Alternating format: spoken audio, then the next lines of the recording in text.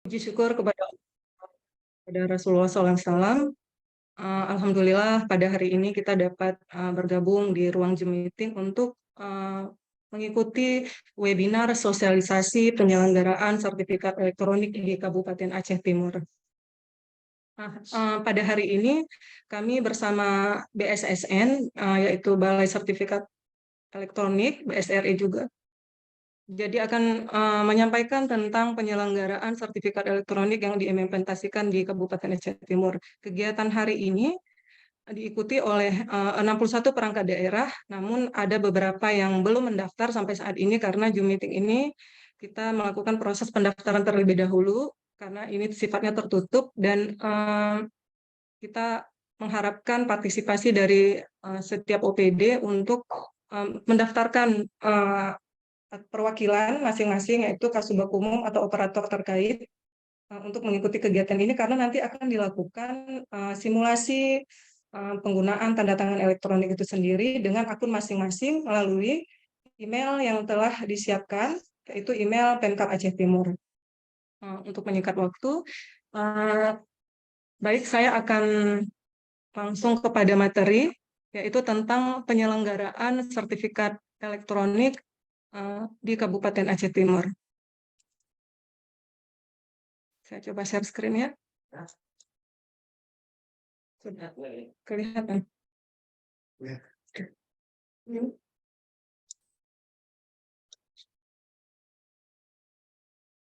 Oke, alhamdulillah baik. Materi kita hari ini adalah tentang kebijakan penyelenggaraan sertifikat elektronik di Kabupaten Aceh Timur. Nah, dasar hukum pelaksanaan penyelenggaraan sertifikat elektronik ini yang pertama adalah Peraturan Menteri Komunikasi Informatika, yaitu tentang penyelenggaraan sertifikat elektronik sendiri. Kemudian ada 2 peraturan Bupati Aceh Timur, yaitu tentang kedudukan susunan organisasi serta tata kerja di Diskominfo sendiri, dan juga Peraturan Bupati Aceh Timur nomor 16 tahun 2023 tentang penyelenggaraan persandian untuk pengamanan informasi di lingkungan pemerintah Kabupaten Aceh Timur. Nah, ini secara umum, namun secara khususnya Peraturan Bupati Aceh Timur tentang penyelenggaraan sertifikat elektronik itu masih dalam proses di Setda Prof Aceh, bagian hukum. Nah, kemudian kita sudah melaksanakan perjanjian kerjasama antara Dinas Kominfo dengan BSRI BSSN tentang pemanfaatan sertifikat elektronik pada sistem elektronik di lingkungan pemerintah Kabupaten Aceh Timur pada bulan Februari yang lalu. Nah, tindak lanjut dari PKS tersebut adalah penerapan sertifikat elektronik di Kabupaten Aceh Timur sendiri. Nah, untuk mempercepat proses penyelenggaraan sertifikat elektronik di Kabupaten Aceh Timur, kita sudah menyampaikan surat edaran Bupati Aceh Timur, yaitu tentang penyelenggaraan sertifikat elektronik di Kabupaten Aceh Timur. Karena seperti saya katakan tadi bahwa Perhub Aceh Timur dalam proses harmonisasi di Biro Hukum Setda Aceh. Jadi kita sedang menunggu itu, namun kita tetap akan melaksanakan penandatanganan sertifikat elektronik untuk Kabupaten Aceh Timur. Nah, untuk penyelenggaraan sertifikat elektronik sendiri, ruang lingkupnya terdiri dari yaitu ada PSRE, yaitu di mana saat ini badan hukum yang berfungsi sebagai pihak yang layak dipercaya yang memberikan atau mengaudit sertifikat elektronik, dalam hal ini yaitu BSRE. Kemudian ada otoritas pendaftaran, di mana adalah unit yang bertanggung jawab melakukan pemeriksaan, pemberian persetujuan atau penolakan atas setiap permintaan penerbitan atau pembaruan maupun pencabutan sertifikat elektronik itu sendiri, yang merupakan saat ini adalah tanggung jawab Dinas Kominfo Aceh Timur. Kemudian ada tim verifikator, yaitu personil yang bertanggung jawab melakukan pemeriksaan, pemberian persetujuan atau penolakan atas setiap permintaan penerbitan, pembaruan dan pencabutan sertifikat elektronik yang diajukan oleh pemilik calon sertifikat elektronik. Jadi setelah Bapak Ibu melakukan mengajukan permohonan untuk pembuatan sertifikat elektronik, maka tim verifikator nanti yang akan melakukan verifikasi setiap berkas yang masuk untuk kemudian dilanjutkan ke BSRE.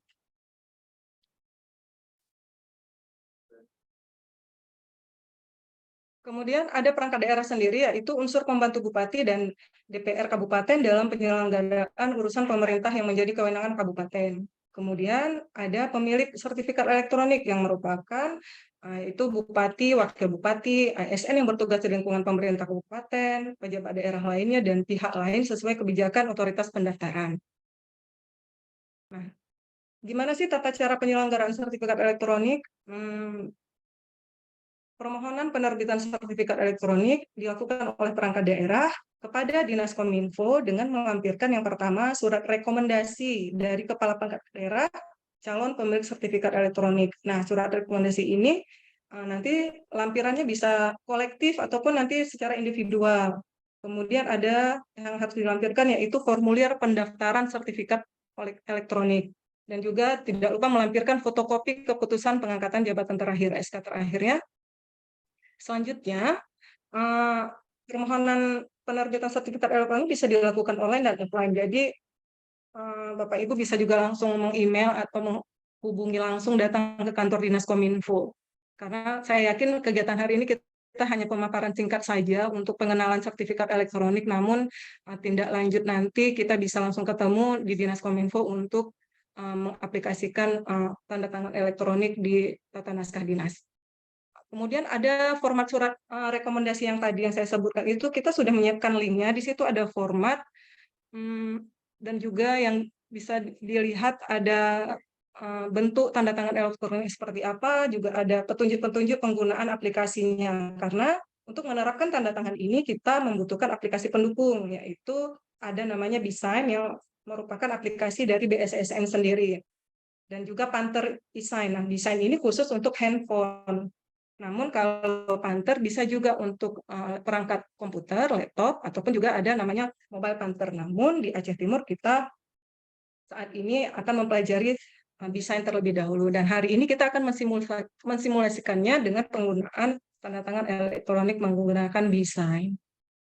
Nah, ini dia logonya. Nanti bisa di download di Play Store, Bapak Ibu menginstalnya langsung di HP masing-masing, karena sebelumnya kami sudah juga menginfokan ke grup peserta bahwa ini harus ada di HP masing-masing untuk kita bisa melakukan simulasi nantinya. Nah, penerbitan sertifikat elektronik itu seperti apa? Yaitu merupakan proses permohonan penerbitan sertifikat elektronik dan penandatangan sertifikat elektronik dari Dinas Komunikasi Informatika Kabupaten Aceh Timur kepada BSRI. Penggunaannya untuk apa saja? Yang pertama, sertifikat elektronik ini bisa digunakan untuk penyelenggaraan sistem transaksi elektronik dalam ruang lingkup kedinasan. Terus penggunaan aplikasi atau sistem informasi yang ditentukan oleh Diskominfo. Selanjutnya bisa digunakan untuk sistem naskah dinas secara digital dan juga untuk layanan pada SPB lainnya yang ditentukan oleh Diskominfo. Sertifikat elektronik ini juga bisa diperbaharui Bapak Ibu. Kemudian kita bisa melakukan proses pembuatannya yaitu untuk memperpanjang atau untuk masa penggunaan sertifikat elektronik, karena biasanya itu penggunaannya ditetapkan untuk 2 tahun. Namun bisa diperpanjang. Jadi pemilik sertifikat elektronik mengajukan kembali permohonan pembaruannya paling lama 7 hari kerja sebelum berakhirnya masa berlaku tersebut. Nah, sertifikat elektronik ini juga bisa dicabut karena beberapa alasan. Jadi, pemilik sertifikat elektronik atau perangkat daerah dapat meminta pencabutan sertifikat elektronik juga kepada otoritas pendaftaran, yaitu kepada Diskominfo. Apa misalnya kejadian pemilik sertifikat elektronik sudah tidak menjabat, sudah dimutasi atau sudah pindah ke kabupaten kota lain, atau pemilik sertifikat elektronik peninggal. Ya, sebentar. Nah, berikut adalah bentuk tanda tangan yang kita sepakati untuk penggunaan pada tata naskah dinas di Kabupaten Aceh Timur. Seperti ini tanpa NIP ya Bapak Ibu, hanya nama kepala dinas atau nama pemilik sertifikat elektronik dan juga langsung pangkat golongan ruang. Nanti akan ada contoh di link yang sudah kami sediakan di sini, Bapak Ibu bisa lihat contohnya, karena setiap surat itu harus ada footnote-nya yang menyatakan bahwa dokumen ini sah sudah ditandatangani secara elektronik. Namun jika dokumennya itu bentuknya dipublikasikan kepada masyarakat luas, Bapak Ibu bisa menggunakan barcode. Nah, barcode ini bisa di-create atau bisa diciptakan di aplikasi pendukungnya sendiri, bisa dipilih secara online. Kemudian ini dia contohnya, Bapak Ibu bisa lihat di sini ada bentuk TTE-nya. Sini kita menggunakan footnote di bawah dan tetap menyematkan nama kepala dinas, nama perangkat daerah di atas ini, dan kemudian dimasukkan TTE PNG. Nah, selanjutnya dapat saya sampaikan bahwa dalam penyelenggaraan sertifikat elektronik ini kita memiliki kewajiban dan larangan. Kewajiban pertama yaitu kita harus memastikan semua informasi yang diberikan ke otoritas pendaftaran itu benar.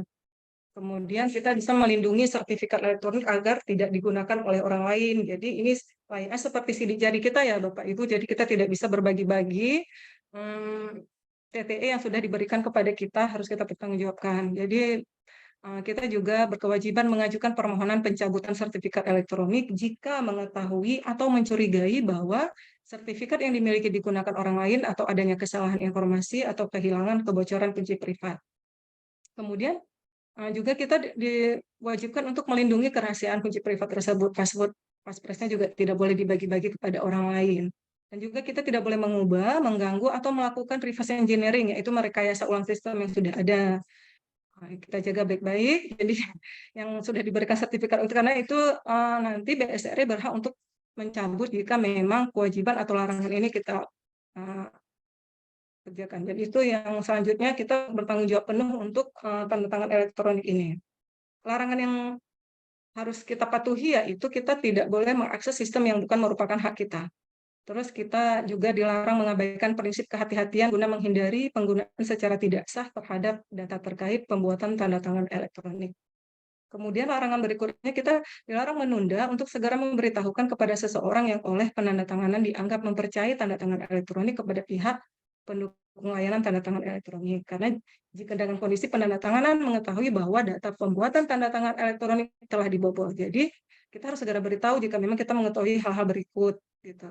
Keadaan yang diketahui oleh penandatangan dapat menimbulkan resiko yang berarti kemungkinan jadinya bobol tanda tangannya bisa penyalahgunaan dipakai untuk naskah dinas ataupun dokumen-dokumen yang memang tidak seharusnya ditandatangani oleh yang pemilik sertifikat elektronik sendiri. Kemudian pemilik sertifikat elektronik menyampaikan salinan naskah dinas yang tidak sesuai dengan aslinya dan atau naskah dinas yang dengan sengaja dipalsukan sebagai persyaratan permintaan sertifikat elektronik. Nah, sebagai catatan, setiap pemilik sertifikat elektronik yang tidak menjalankan kewajiban atau melanggar larangan dikenakan sanksi, yaitu dicabut sertifikat elektroniknya oleh BSRI. Nah, kita akan melakukan simulasi nanti setelah materi dari BSN sendiri. Sesi pertanyaan mungkin akan dibuka setelah materi dari Pak Jaka dari BSRI BSSN. Untuk materi pertama tentang kebijakan penyelenggaraan sertifikat elektronik dari saya sudah sampai di sini dan saya kembalikan ke moderator. Assalamualaikum warahmatullahi wabarakatuh.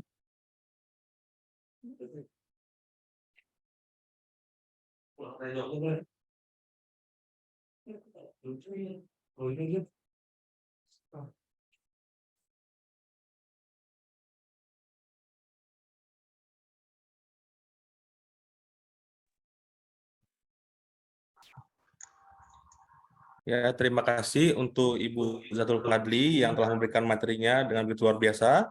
Banyak ilmu-ilmu yang bisa kita ambil, Bu, dari materi tadi. Berikutnya kita akan lanjutkan pada sesi tanya jawab. Untuk Bapak, ini kita cek dulu Pak Jakanya ada atau belum ya Pak ya? Ya Bapak. Ya, Pak. Oh, kita lanjut ke materi kedua saja gitu Pak ya? Baik. Nomor waktu. Bu Zatul boleh di-hiddenkan share screen-nya?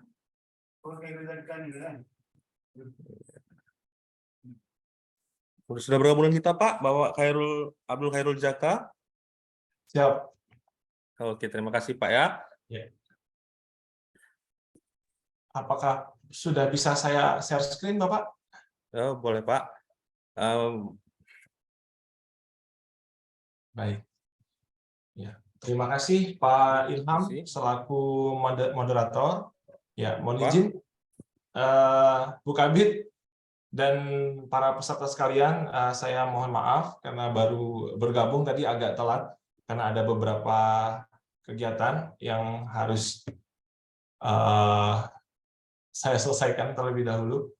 Tadi sempat mengikuti sekitar 10 menit terakhir ya Pak Moderator terkait apa yang dipaparkan oleh Bu Kabid.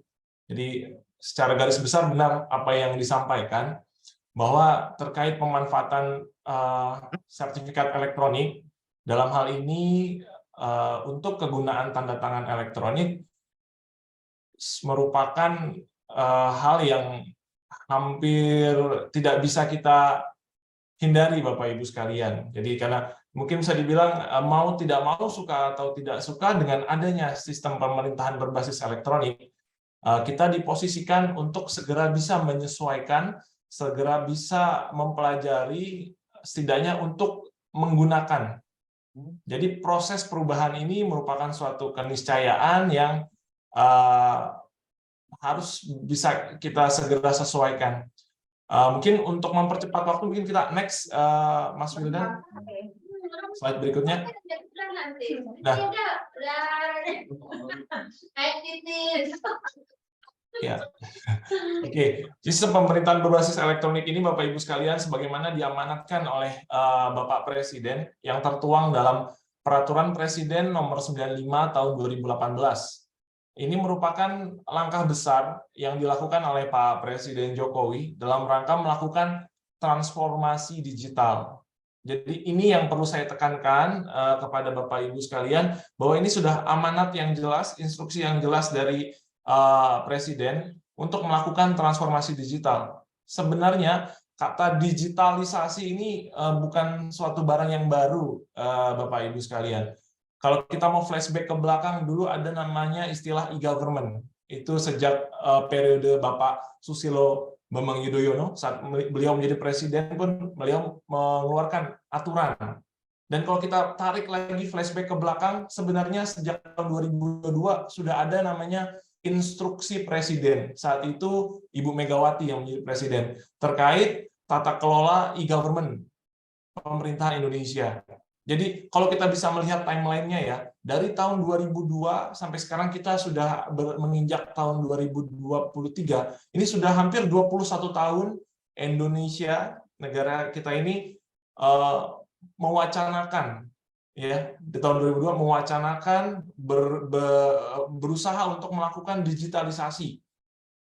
Bagaimana kita dapat memberikan pelayanan yang lebih mudah, lebih cepat, lebih efisien, dan tentunya lebih hemat ya kepada masyarakat.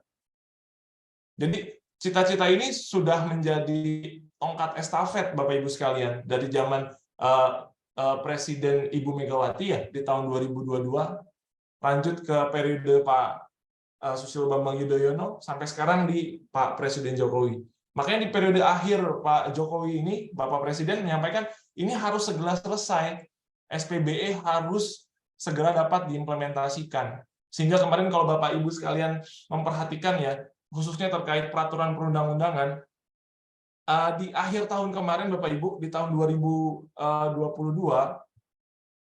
agak terkesan tergesa-gesa bagaimana kita mengesahkan ya peraturan Presiden mengenai arsitektur SPBE.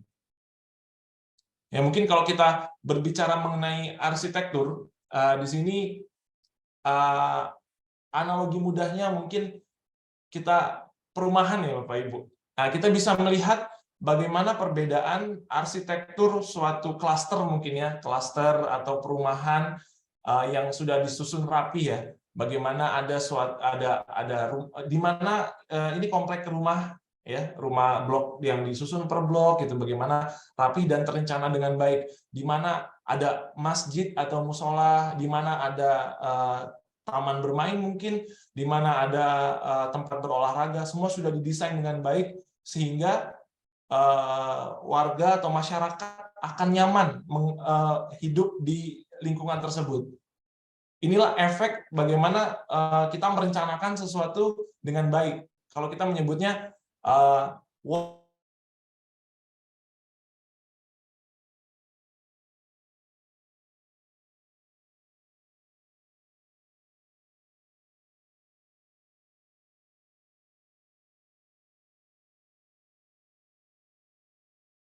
layanan apa saja yang diberikan di SPBE sampai dengan security by design. Bagaimana keamanan itu sudah ada, sudah direncanakan sejak awal.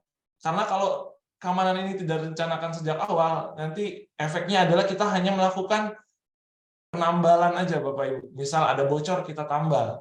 Ada kaca pecah, kita ganti. Ada genteng bocor, kita perbaiki. Tidak seperti itu. Jadi, kalau security by design, kita sudah mulai mengelola resikonya. Kita mengenali kira-kira ada resiko apa kalau kita membangun suatu rumah seperti ini. Gitu.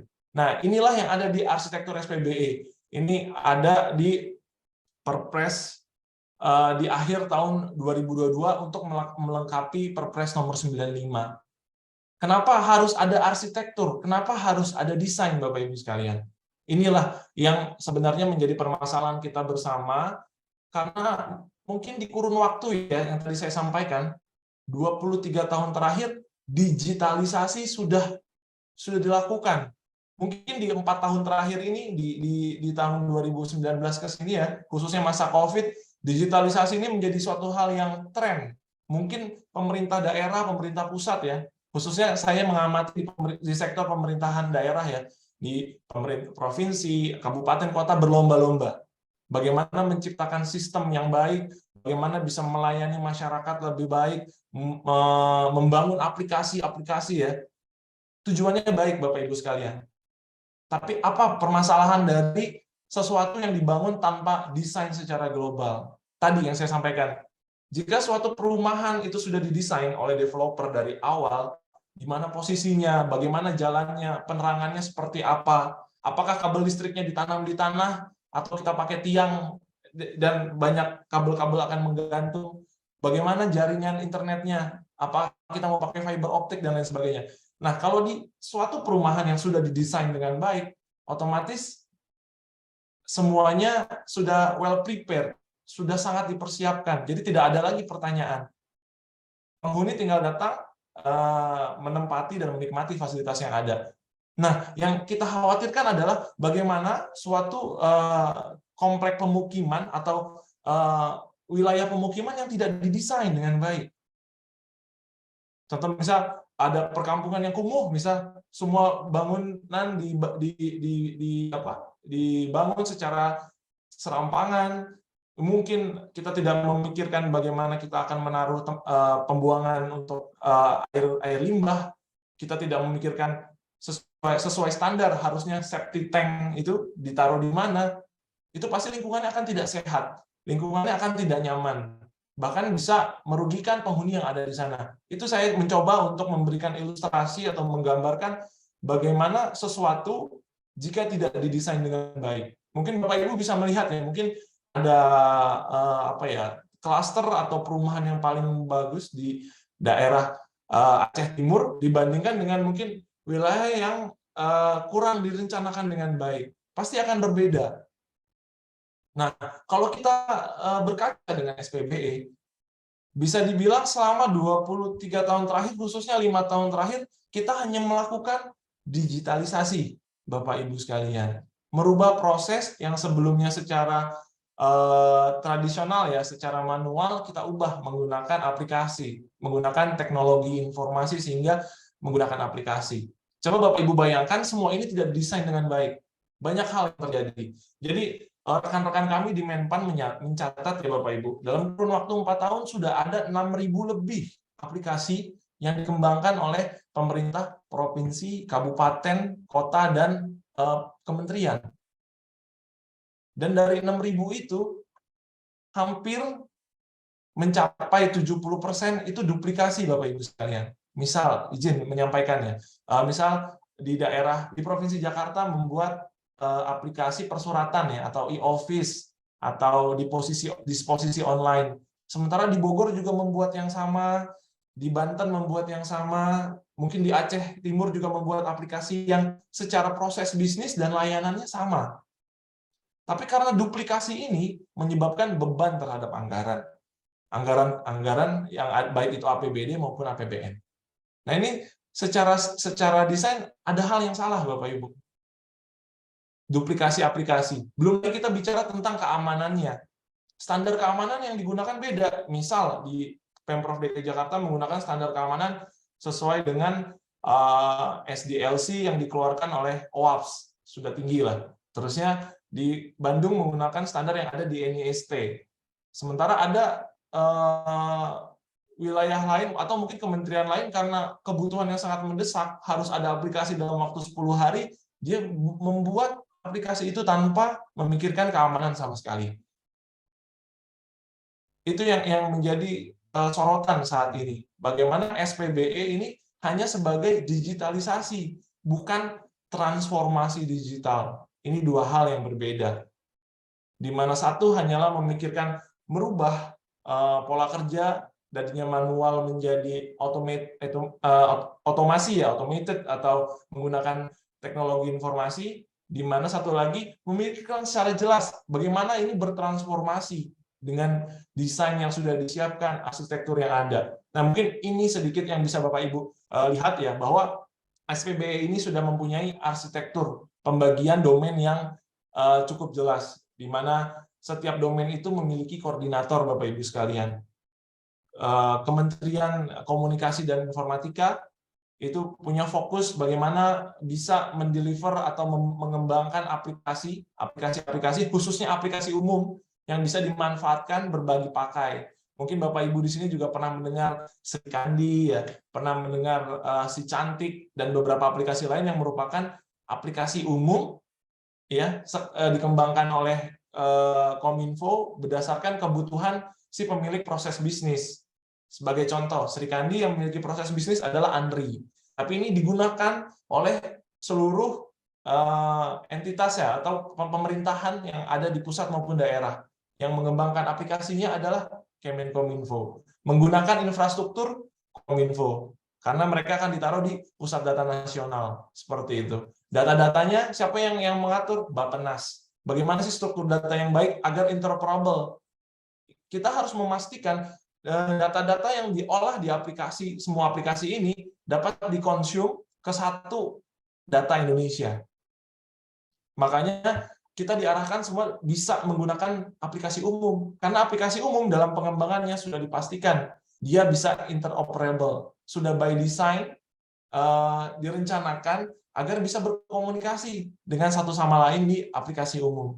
Itu juga Bapak tadi yang saya sampaikan, kenapa arsitektur ini penting.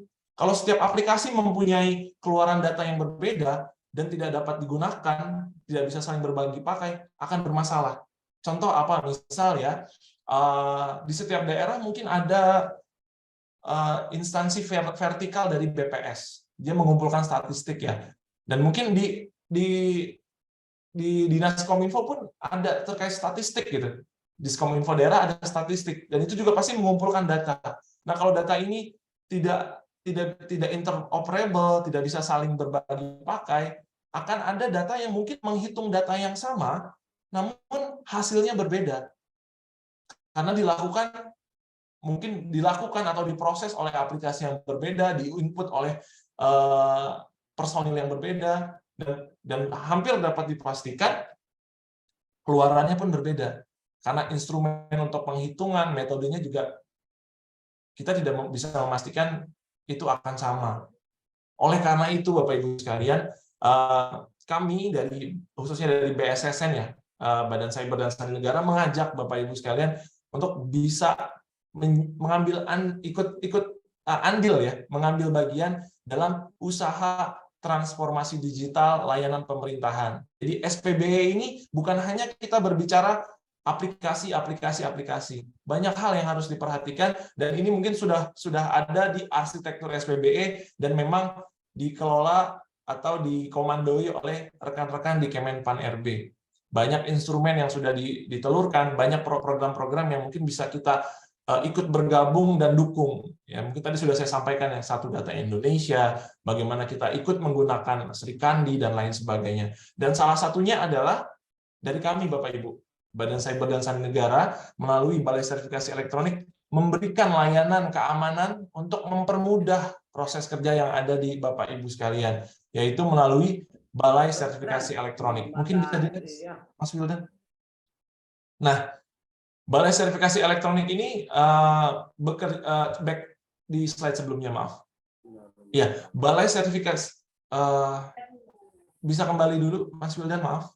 Sekali lagi, kembali. Ya, ya, Balai Sertifikasi Elektronik ini berjalan bukan tanpa amanat, Bapak Ibu sekalian. Kalau Bapak Ibu sekalian pernah ya melihat atau coba meneliti lebih detail terkait Perpres nomor 95 tahun 2018 mengenai SPBE, itu ada pasal, Bapak Ibu, dari pasal 40 sampai dengan pasal 45. Itu menjelaskan domain keamanan dalam SPBE.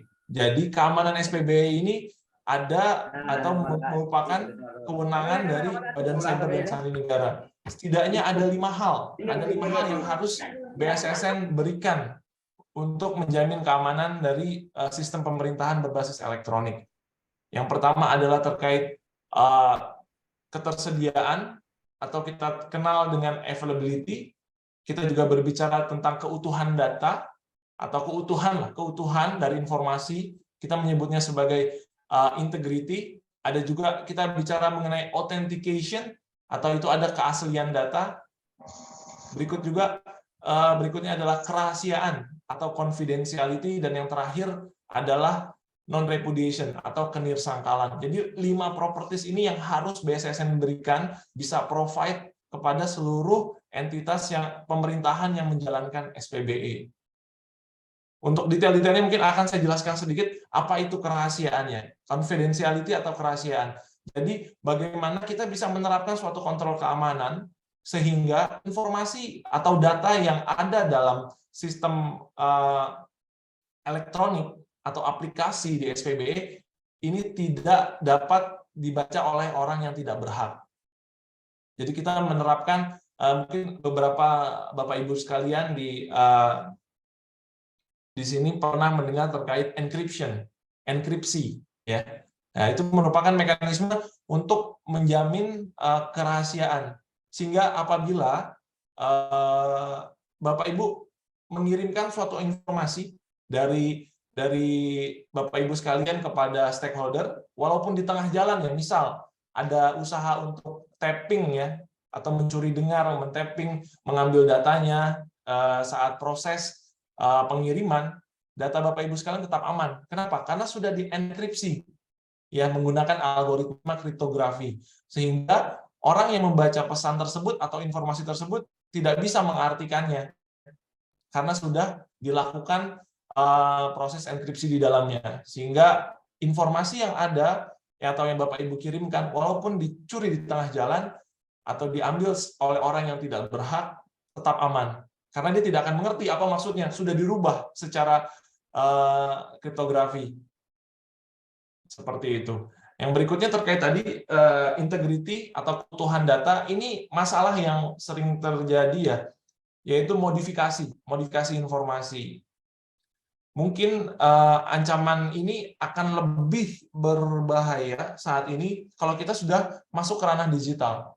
Mungkin dulu saat kita memproses suatu dokumen atau surat perintah dan lain sebagainya secara manual, itu kita ketik, kita print, atau mungkin kita tulis tangan ya, kita tanda tangani dan lain sebagainya. Nah ini jika dilakukan pemalsuan, kita bisa membandingkan antara dokumen yang asli dengan yang palsu. Nah, kalau sudah dokumen elektronik, ya, bisa Bapak Ibu menerima dokumen PDF, ya, sudah misal contoh kartu keluarga, ya, ataupun nanti ada ke depan KTP elektronik seperti itu. Nah, ini kita akan sulit jika membedakan mana file yang asli, mana dokumen yang asli, mana dokumen yang sudah dimodif. Contoh sederhana dan yang cukup mengkhawatirkan, misal kita punya dokumen penganggaran lah, misal POK ya, atau DIPA, atau berisi anggaran kita. Ya. Itu jika ada orang yang tidak berhak, atau mungkin kita tidak berbicara ini atas motif mencari keuntungan ya. Misalnya ada rekan kerja kita sesama ASN, namun kreatif lah Bapak Ibu sekalian, kadang-kadang suka untuk bercanda ya atau lain sebagainya, melakukan edit terhadap dokumen elektronik mengenai keuangan gitu ya, PDF ya, kita edit pakai PDF editor atau Adobe Pro, ataupun kalau di Mac ada beberapa aplikasi yang gratis maupun berbayar untuk melakukan editing atau modifikasi data. Misal tertulis saja anggaran apa yang gampang ya, ATK ya, tertulis saja misal 4 juta atau 2 juta rupiah gitu ya, karena tanpa tendensi apa-apa gitu, tanpa ada maksud untuk mencari keuntungan, hanya iseng gitu untuk buat sekedar apa kalau kita menyebutnya sekarang sekedar ngeprank ya, atau ingin di-share ke grup WhatsApp atau grup Telegram atau grup pekerjaan, kita ubah Pak datanya dengan menambahkan cukup menambahkan 3 digit saja Pak, harusnya 2 juta ya, kita tambahkan 3 digit di belakang gitu kan, atau 3 angka 0 di belakang gitu, itu pasti akan ramai Pak. Dan kita nggak tahu sekarang bagaimana persebaran dari dokumen elektronik ini sangat cepat, khususnya melalui WhatsApp grup.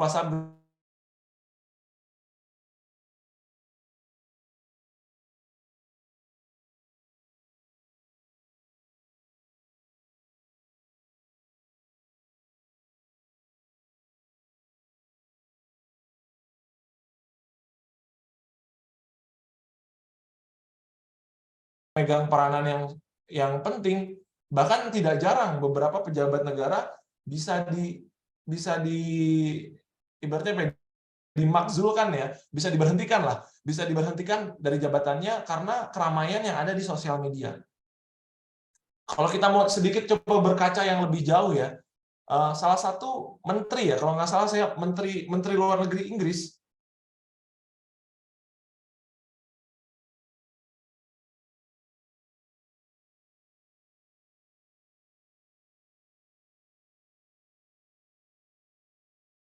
sosial media bisa turun Pak, seorang pejabat negara setingkat menteri seperti itu.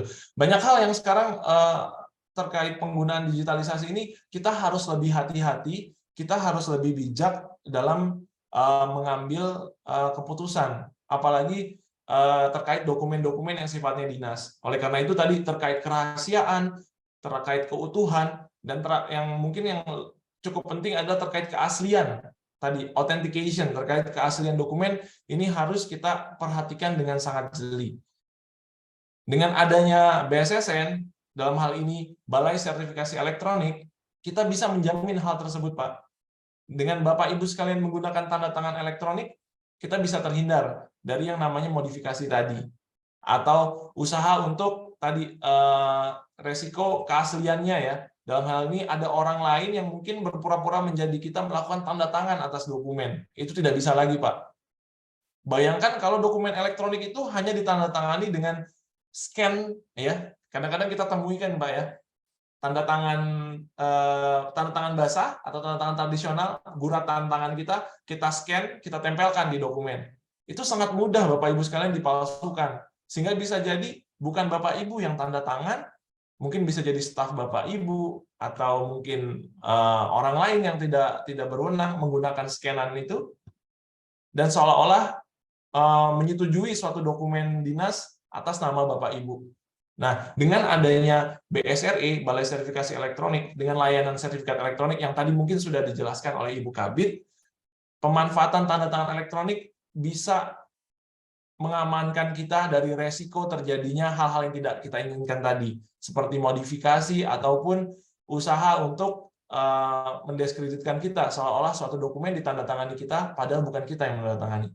Itulah tadi hal-hal 5 properties yang harus BSSN amankan, dan ini diturunkan menjadi tanggung jawab kami, Bapak Ibu, di Balai Sertifikasi Elektronik, yang merupakan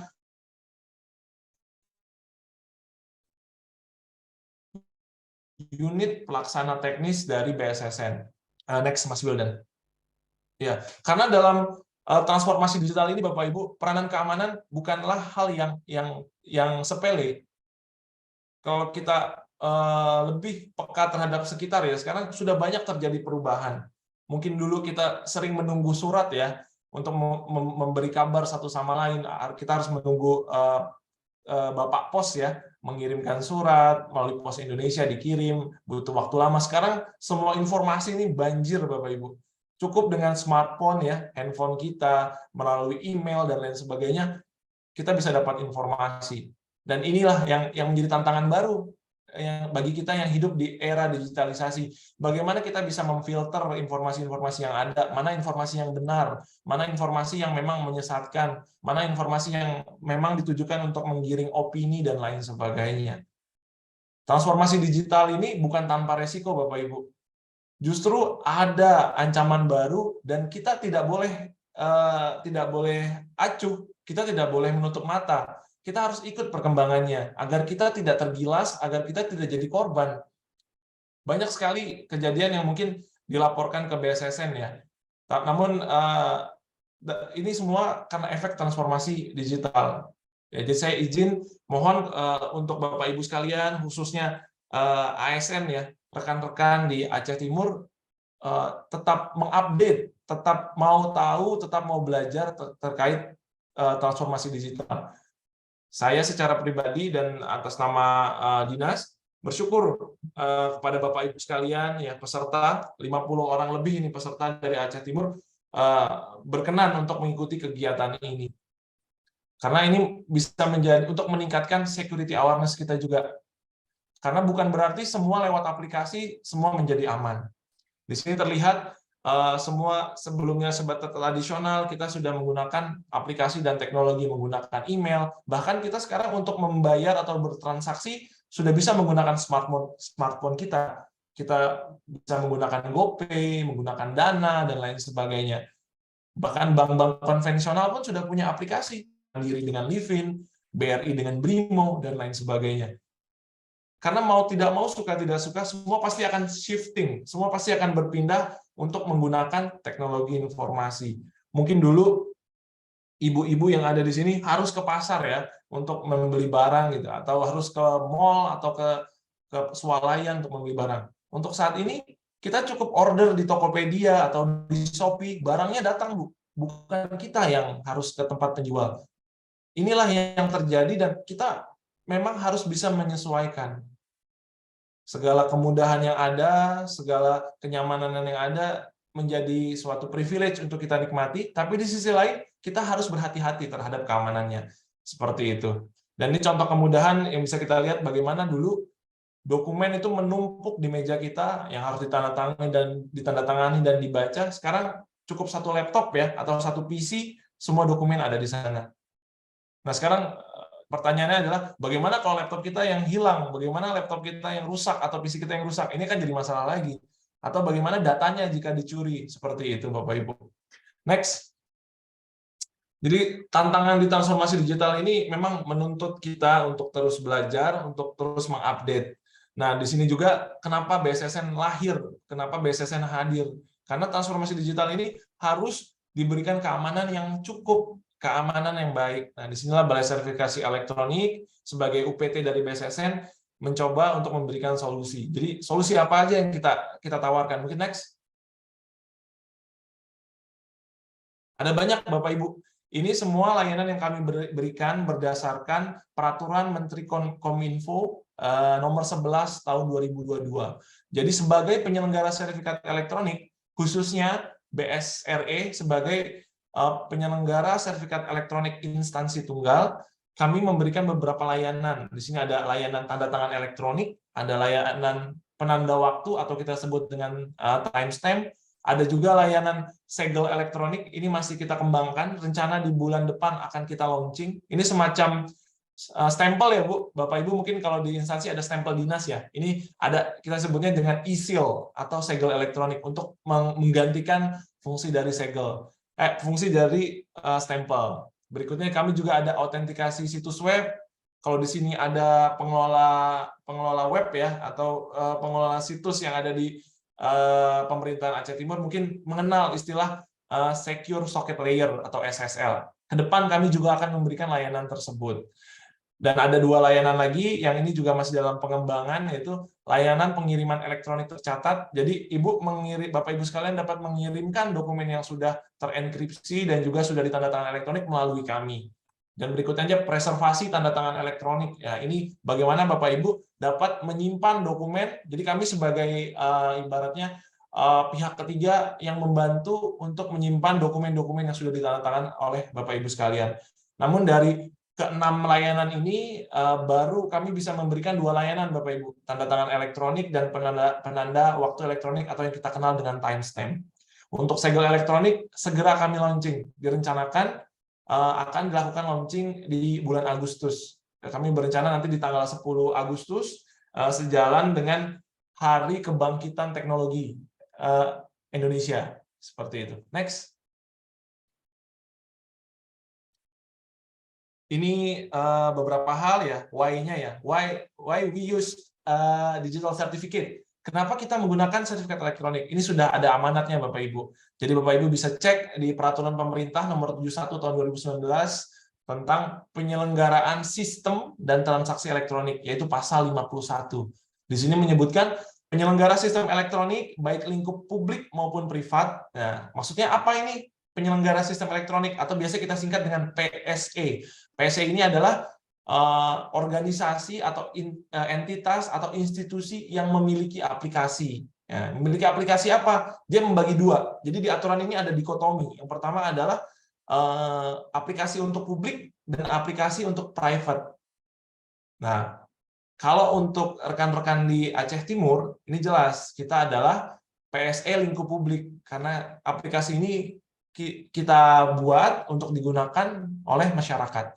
Nah, ini karena masuk dalam kategori PSE lingkup publik, oleh karena itu rekan-rekan ya di Aceh Timur, khususnya Diskominfo ya yang mengelola aplikasi di seluruh Aceh Timur ini wajib memiliki sertifikat elektronik. Oleh karena itu, apa yang sudah dilakukan oleh rekan-rekan Diskominfo ini sudah benar karena menjalankan amanat peraturan perundang-undangan, khususnya di PPPSTE nomor 71 tahun 2019.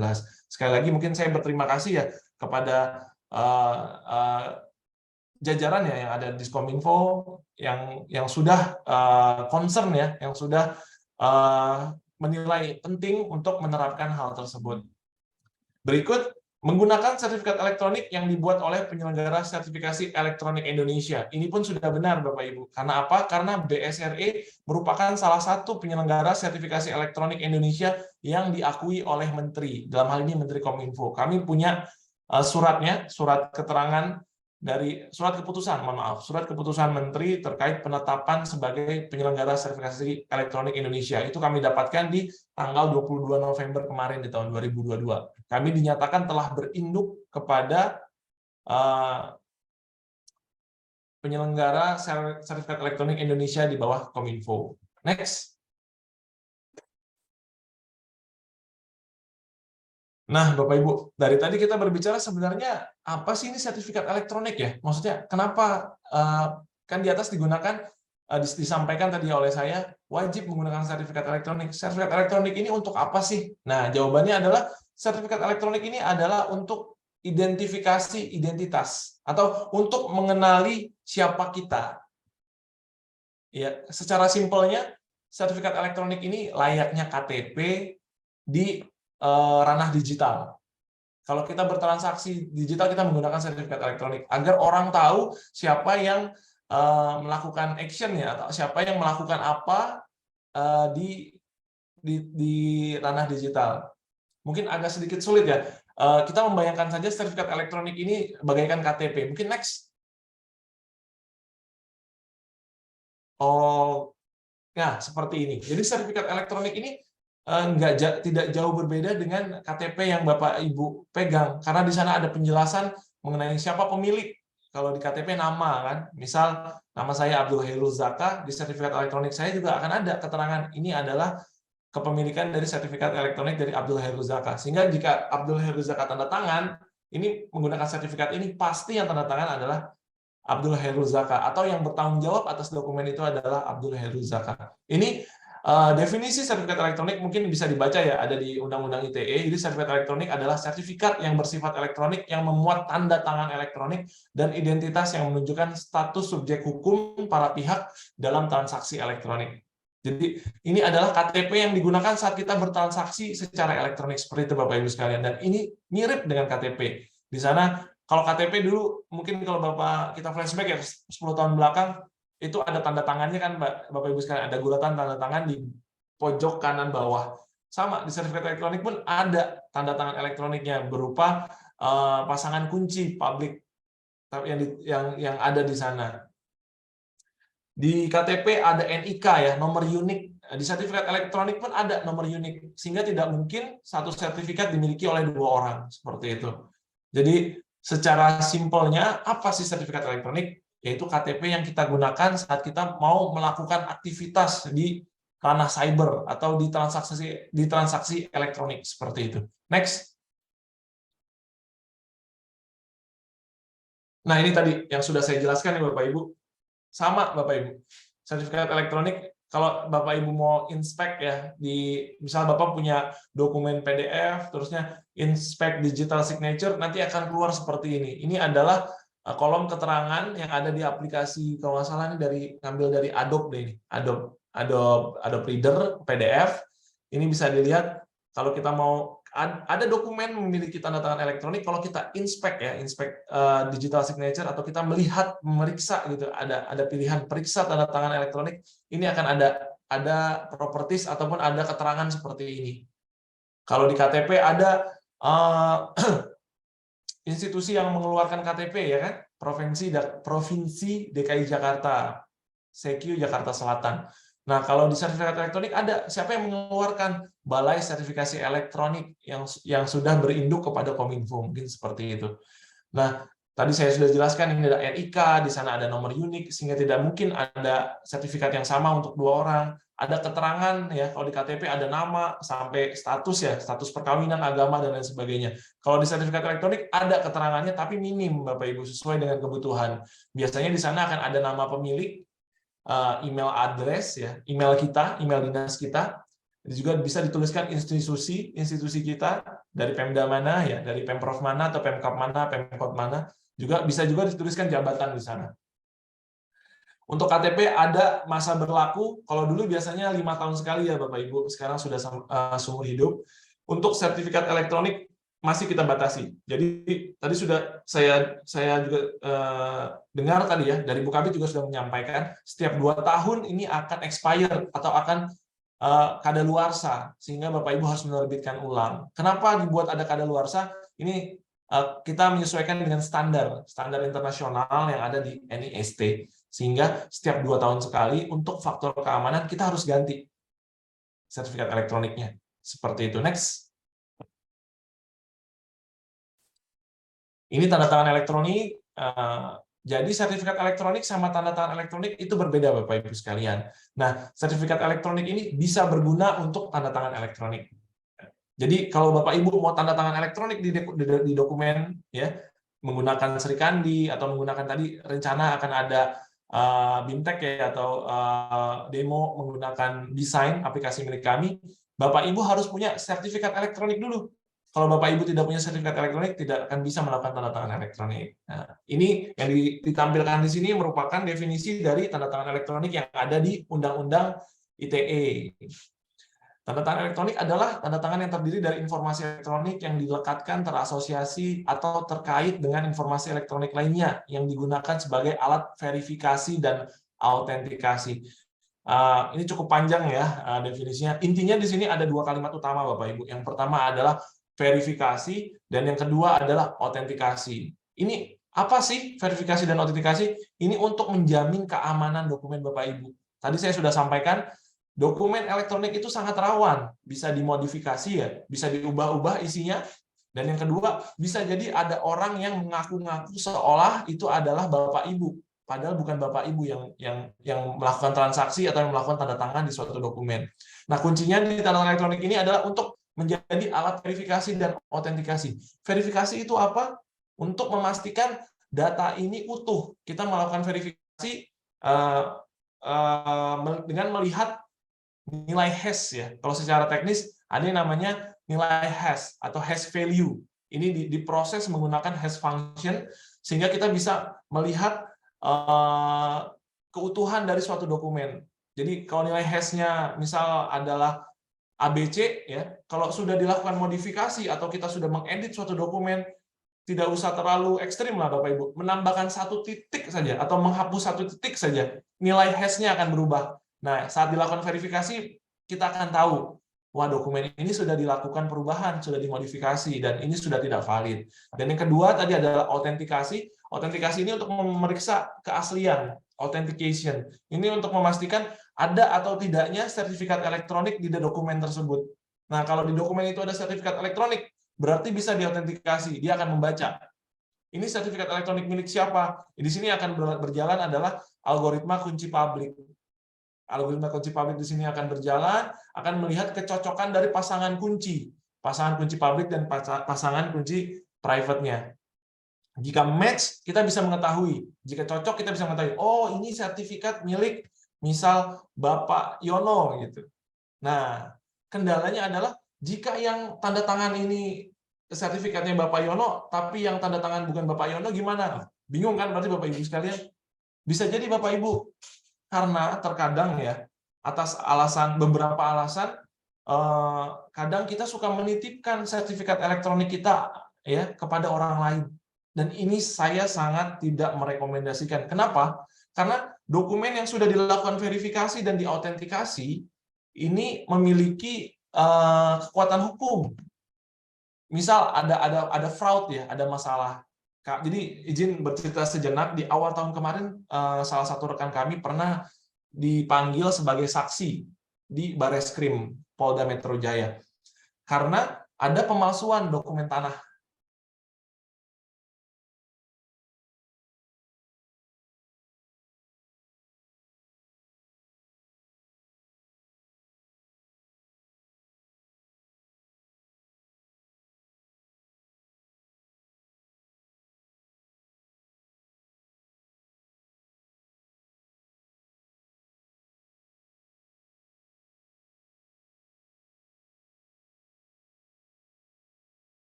Yang Bapak percaya gitu, tapi bisa jadi disalahgunakan.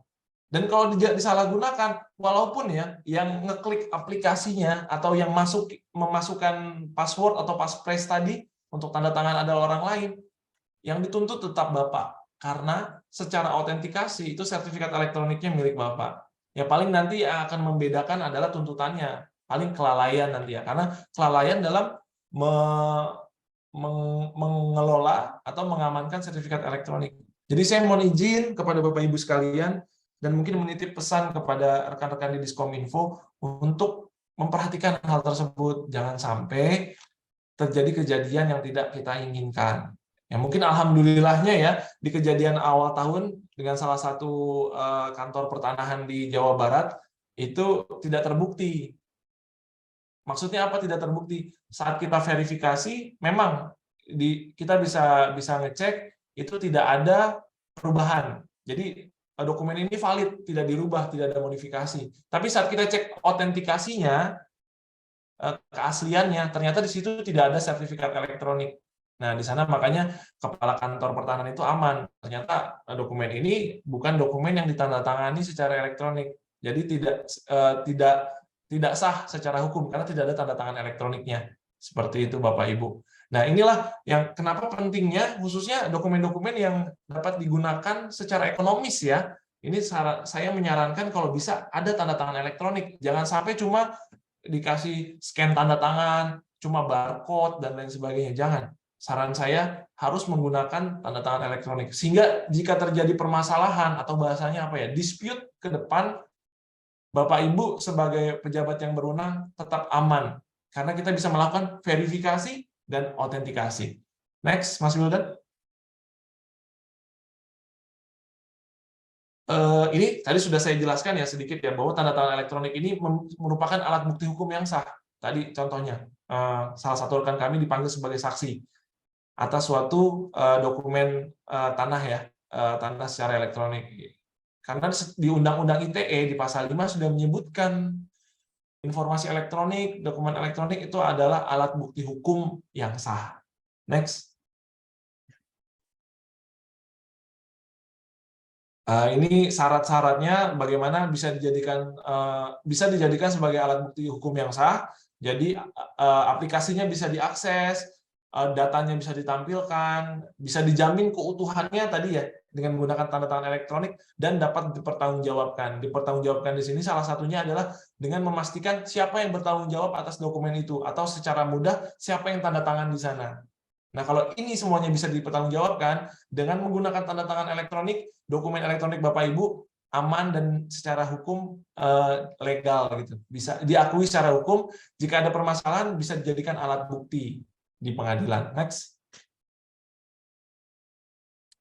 Ini sedikit dari kami untuk memastikan ya, kita dalam melaksanakan atau menjalankan SPB ini kita bekerja sama Bapak Ibu. Tadi saya sudah sampaikan rekan-rekan di Aceh Timur ini sebagai penyelenggara sertifikat elektronik lingkup publik. Nah, untuk menjamin kepercayaannya, trust di sini kita harus kerjasama Bapak Ibu.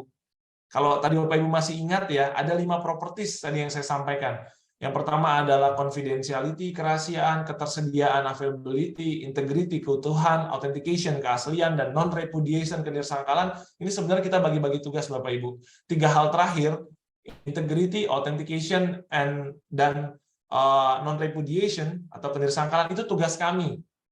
BSRE sebagai PSRE, penyelenggara sertifikat elektronik. Itu tugas kami untuk menjamin. Sementara untuk menjamin ketersediaan datanya itu tugas Bapak Ibu, karena servernya di Bapak Ibu, aplikasi yang ngebangun Bapak Ibu, seperti itu. Jadi kita kerjasama Bapak Ibu. Next.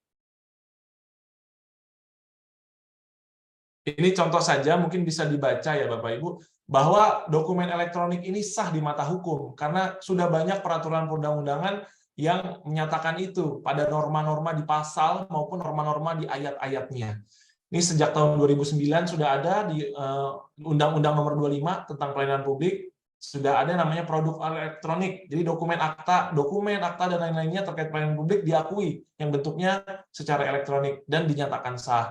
Undang-Undang Kearsipan Nomor tahun 2009 juga sudah mengenali media elektronik. Di Undang-Undang tentang Administrasi Pemerintahan di tahun 2014 sudah ada norma yang menyebutkan dapat membuat keputusan berbentuk elektronis. Next. Beberapa peraturan perundangan lain di sini pun ada sampai yang terbaru. Yang terbaru itu Undang-Undang Nomor 13 tahun 2022 Bapak Ibu tentang pembentukan peraturan perundang-undangan. Kalau Bapak Ibu di sini ada orang hukum yang memang dari Biro Hukum pasti tahu ya. Kita kenal dengan Undang-Undang Nomor 11 tahun 2012. Nah, ternyata ini sudah direvisi di tahun kemarin. Semula peraturan perundangan itu harus secara manual ya, ditandatangan secara basah ya. Sekarang sudah boleh Bapak Ibu. Ada di pasal 97 ya, di ayat 1 dan 2. Khususnya di ayat 2 ya, sudah bisa menggunakan tanda tangan elektronik. Sehingga nanti peraturan daerah ya, peraturan bupati mungkin ya, sudah bisa menggunakan tanda tangan elektronik karena sudah ada landasan hukumnya, Undang-Undang Nomor 13. Dan alhamdulillah kemarin pun kami baru melaksanakan fokus group discussion FGD dengan teman-teman di Dirjen Perundang-undangan di Kumham untuk membahas aturan turunan Permen Kumham bagaimana melaksanakan tanda tangan elektronik untuk peraturan atau untuk peraturan perundang-undangan. Jadi Bapak Ibu sekalian jangan khawatir bahwa tanda tangan elektronik ini sah atau tidak ya. Bahkan Dirjen Peraturan Perundang-undangan yang tugasnya menerbitkan undang-undang itu sudah pakai tanda tangan elektronik. Seperti itu Bapak Ibu. Nah, ini juga ada di Perpu ya, peraturan pengganti undang-undang di tahun 2022 juga tentang Cipta Kerja. Ini juga tertulis Bapak Ibu. Ini salah satu Perpu yang ngehits nih, karena banyak diperbincangkan, cukup viral juga ya tentang Cipta Kerja. Tapi bukan hak saya untuk membahas itu. Di sini yang penting adalah di sini mengenali bahwa pejabat dan atau badan pemerintah dapat membuat keputusan berbentuk elektronis. Jadi para pejabat ya yang ada di Kabupaten Aceh Timur bisa membuat keputusan berbentuk elektronis, dan itu sama kekuatan hukumnya dengan keputusan yang tertulis, dalam hal ini yang tradisional yang biasa Bapak Ibu buat. Oke, next. Ini keuntungan-keuntungan ya. Dari tadi kan saya bicara tentang keamanan. Kenapa saya ngomong keamanan? Karena memang itu domain kami Bapak Ibu di BSSN. Dan tanda tangan elektronik ini utamanya untuk keamanan. Tapi selain itu, ada kemudahan, ada kenyamanan lain yang dapat Bapak Ibu dapatkan. Yang pertama adalah 24 jam akses. Jadi Bapak Ibu nggak usah bingung lagi. Kalau dulu kan kalau tanda tangan harus tunggu di kantor, harus tanda tangan ya. harus ada di meja Bapak Ibu. Sekarang dimanapun bisa. Kita cukup menggunakan smartphone, ya. Nanti mungkin akan ada demo ya, atau ada BIMTEK nanti dengan rekan-rekan dari Diskominfo menggunakan desain. Jadi lewat desain kita bisa tanda tangan di mana saja lewat HP kita, Bapak Ibu. Contoh misal Bapak Ibu sedang di kendaraan, mungkin kalau kendaraan berbahaya ya, mungkin Bapak Ibu sedang sedang di luar kantor lah ya, itu tetap bisa tanda tangan. Salah satu yang unik mungkin salah satu kenalan kami, Kepala Diskominfo Klaten itu sempat chat ya ke saya pribadi menyampaikan, terima kasih Mas Zaka, sekarang saya walaupun sedang cuti tetap bisa nyicil tanda tangan. Saya sambil mancing ya, salah satu danau di Jawa Timur tetap bisa tanda tangan nih Mas. Dia foto proses apa yang ditandatangani dan dia dikirim tanda tangannya ke saya. Jadi semudah itu. Jadi dimanapun, kapanpun, bahkan sambil mancing ya, Pak Kadis sambil mancing itu bisa tanda tangan. Jadi 24 jam akses kita bisa melakukan tanda tangan elektronik. Dan yang berikutnya adalah dokumen sekali TTE. Jadi sebanyak apapun dokumen, kita ada namanya bulk signing atau tanda tangan satu folder lah ya, bahasa gampangnya. Jadi Bapak Ibu bisa taruh 1000 dokumen, sekali tanda tangan bisa. Jadi menghemat waktu. Dulu kan kalau 1000 dokumen ya numpuk ya, berapa tuh ya? Mungkin bisa menutupi meja kita tanda tangan satu-satu. Ya mungkin bisa makan waktu 5 jam ya untuk tanda tangan. Sekarang cukup waktu 15 detik mungkin ya. 15 sampai 45 detik 1000 dokumen tertandatangani. Tapi dengan catatan, Bapak Ibu jangan langsung tanda tangan tanpa dibaca dulu, karena tanda tangan elektronik tidak menjamin kebenaran dokumen. Jadi Bapak Ibu tetap harus baca dokumennya dulu, gitu ya, taruh di folder, baca, taruh di folder. Kalau semua yakin sudah sesuai dan memang sesuai kewenangan Bapak Ibu, ya datanya benar yang harus ditandatangani, baru Bapak Ibu tanda tangani secara elektronik. Bukan berarti kalau sudah pakai TTE dia otomatis ngecek sendiri, enggak Bapak Ibu.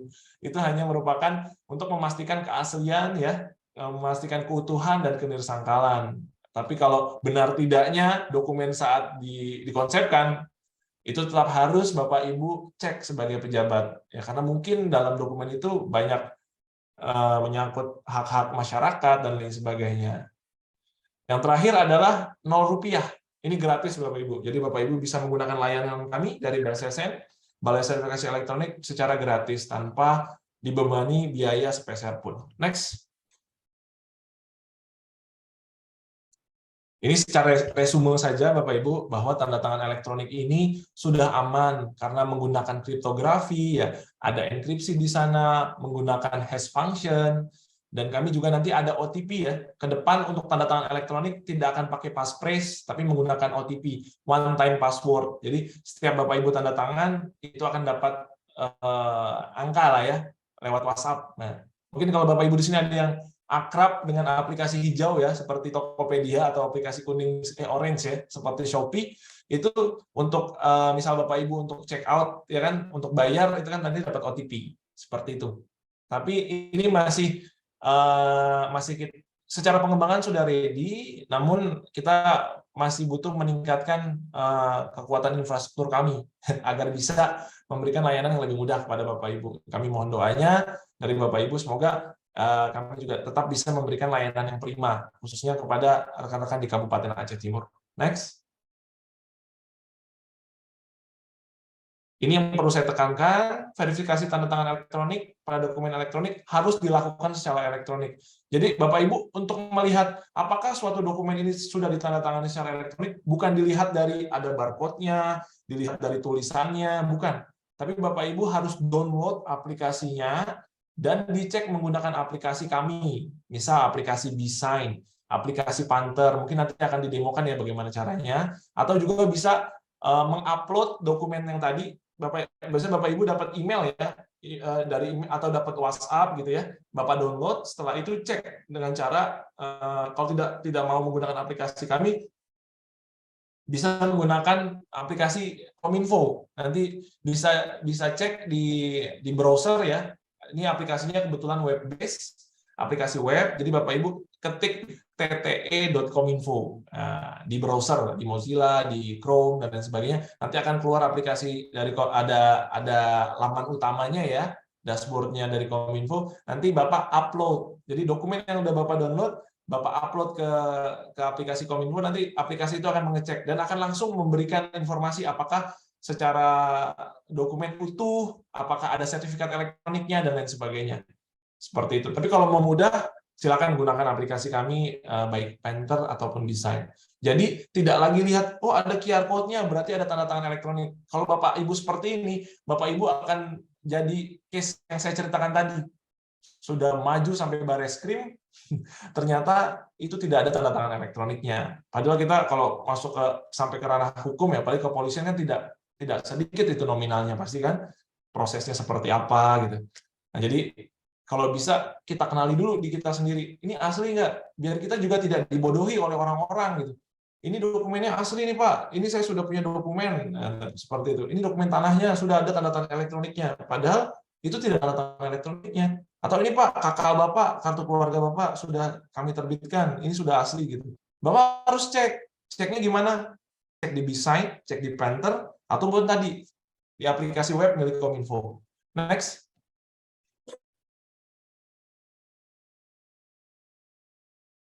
Ini sudah saya sampaikan juga tadi, QR code bukan tanda tangan elektronik. Ya, sekali lagi ini QR code bukan tanda tangan elektronik Bapak Ibu. Biasanya QR code ini berisi metadata yang ingin diberikan oleh pemilik aplikasi kepada user. Kalau Bapak Ibu scan di sana akan ada misalnya contoh mungkin di mana ya, di Dukcapil ya, di situ akan ada siapa penanda tangan ya kan. Kapan ditandatangani, valid atau tidak, terus biasanya ada tautan atau ada informasi bagaimana untuk mendapatkan dokumennya secara elektronik, seperti itu. Bahasa gampangnya dapat link download lah untuk download apa? Untuk mendownload dokumen aslinya. Terus Mas Wildan, next Mas Wildan. Ini sedikit perubahan ya. Sebelum menggunakan yang sebelum ini kartu keluarga masa lalu ya, menggunakan tanda tangan basah. Yang sekarang yang masa kini sudah menggunakan tanda tangan elektronik. Tapi sekali lagi Bapak Ibu jangan salah paham. Ini QR code-nya bukan tanda tangan elektroniknya. Ya, ini hanyalah visualisasi yang berisi metadata. Seperti itu. Jadi kita sama-sama saling mencerdaskan. Jadi dan bagaimana cara mengeceknya, ada tanda tangan atau tidak, tetap harus dilakukan pengecekan pada aplikasi Design atau Painter lah mudahnya. Jadi kalau Bapak Ibu dapat suatu dokumen ya, baik itu elektronik ataupun hasil cetaknya, ada QR code-nya, jangan percaya dulu. Kalau Bapak Ibu dapatnya file ya, soft copy berisi, kita ambil contoh lah ya, kartu keluarga, Bapak dapat soft copy-nya, Bapak download, setelah itu cek di Painter atau Design. Kalau Bapak Ibu dapat hard copy-nya, Bapak scan barcode-nya, setelah itu cari link untuk download filenya. Nah, yang dicek tetap filenya nanti. Mungkin seperti itu tips dari saya. Next.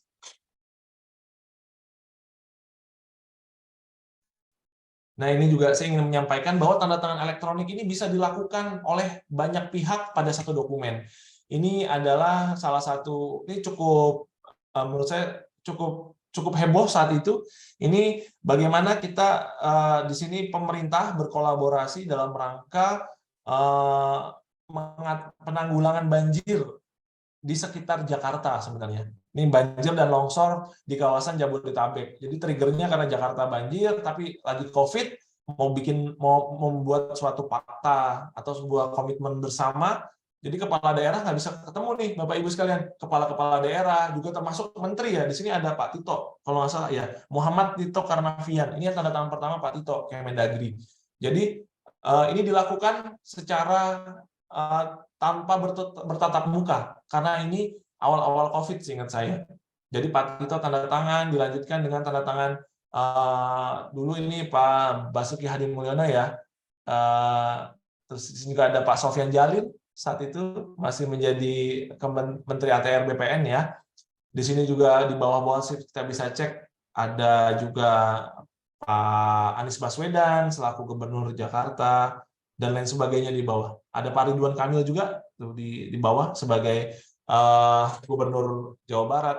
Jadi intinya dokumen itu bisa ditandatangani oleh banyak orang. Jadi satu dokumen bisa ditandatangani elektronik oleh banyak orang, dan ini saat itu bisa menjadi solusi saat COVID. Jadi dokumen tetap bisa ditandatangani tanpa harus bertemu. Jadi kita menyebutnya namanya desk to desk signing atau tanda tangan dari meja ke meja seperti itu. Next.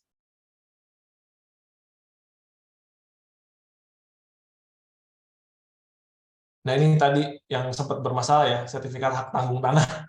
Ini pun dari ATR BPN sudah menerapkan ya, jadi sudah ditandatangani secara elektronik. Dan sekali lagi, ini QR code-nya bukan tanda tangan elektroniknya, seperti itu. Saya sudah mengulangi beberapa kali ya. Harapan saya Bapak Ibu nanti jangan sampai terjebak. Kalau Anda dapat dokumen kayak gini, wah ini pasti asli. Tidak, Bapak harus cek dulu nih.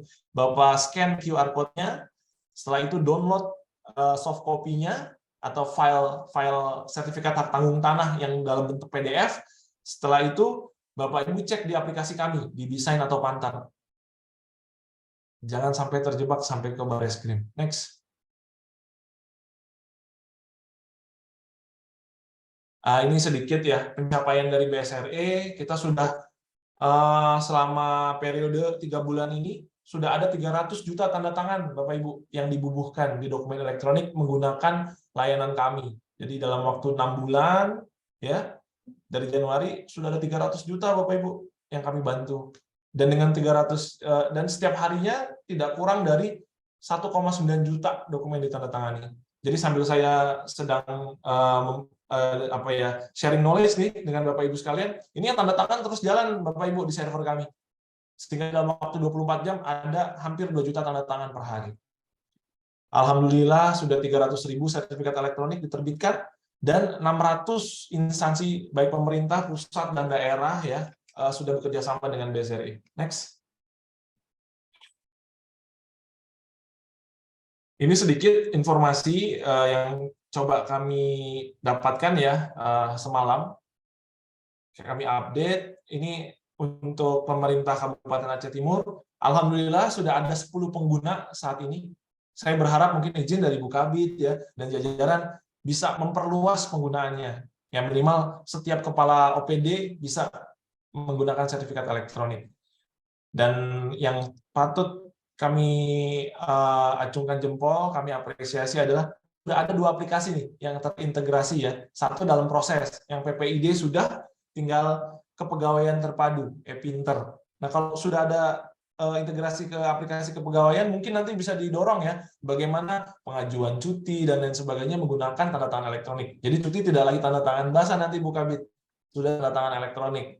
Tapi nanti tantangannya adalah berarti seluruh pegawai yang ada di Kabupaten Aceh Timur harus punya sertifikat agar bisa tanda tangan seperti itu. Karena memang ya ke depan Bapak Ibu kami sedang menyiapkan ya suatu rencana ya. Ini sudah wacananya sudah sampai ke Pak Bima Arya PLT BKN.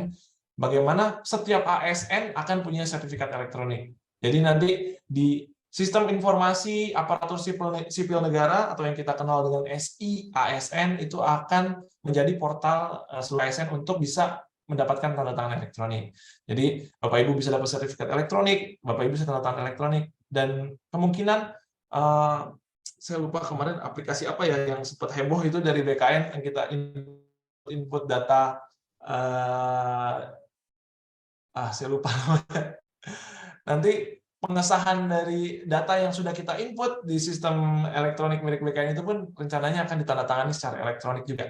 Jadi benar-benar kita manfaatkan tanda tangan elektronik untuk bisa memastikan keaslian ya, keutuhan data yang ada di data pribadi kita sebagai ASN. Saya juga ini masih bekerja keras ya dengan tim teknis yang ada di BKN, tim IT-nya agar bisa memberikan pelayanan yang lebih baik khususnya kepada rekan-rekan kita yang ada di wilayah timur Bapak Ibu. Jadi kemarin saat kita ada semacam hearing ya dengan BKD-BKD yang ada di Papua sana ya, yang ada di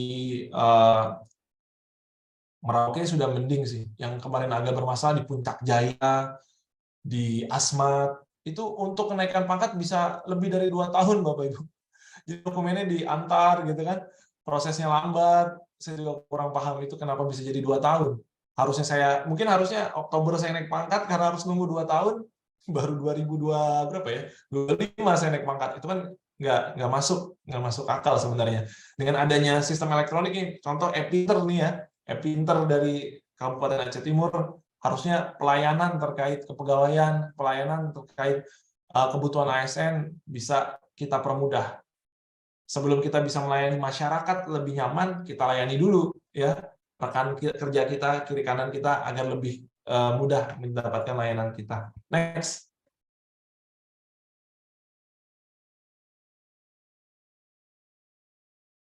Ini aplikasi kami, Bapak Ibu, tadi sudah saya sebutkan ya berkali-kali ya, terkait aplikasi desain. Nah, ini nanti Bapak Ibu akan mencoba ya didemokan bagaimana penggunaannya.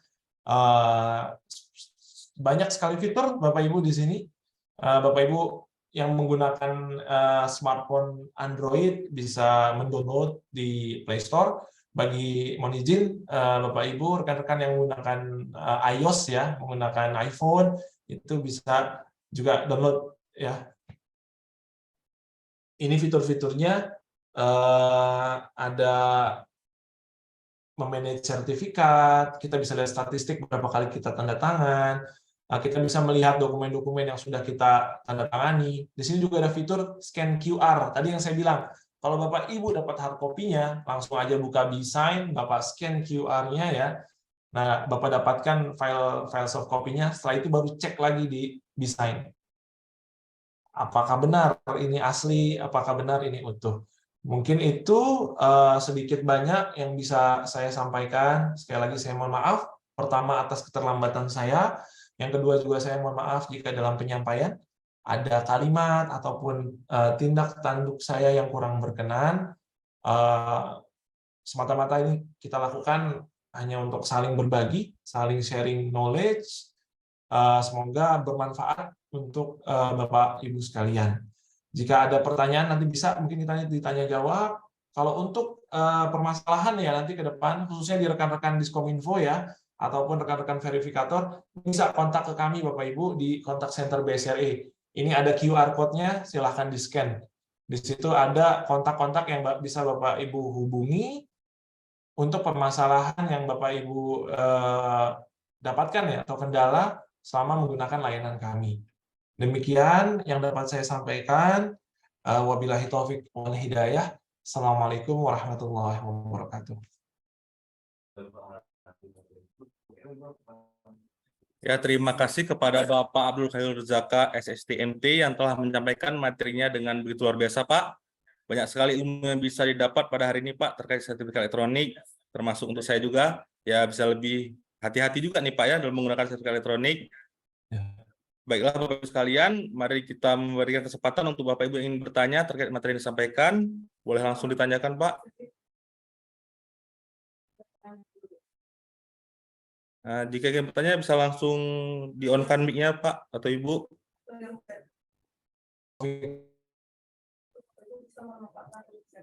Atau bisa juga dimanfaatkan room chat-nya, Pak, jika ingin bertanya.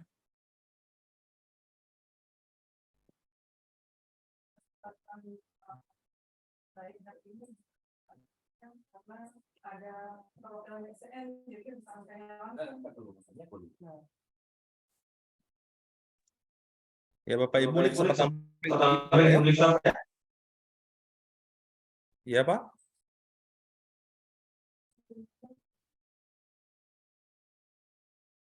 Ya, Pak, yang ingin bertanya bisa langsung di-on-kan mic-nya, Pak, atau dari room chat juga bisa, Pak.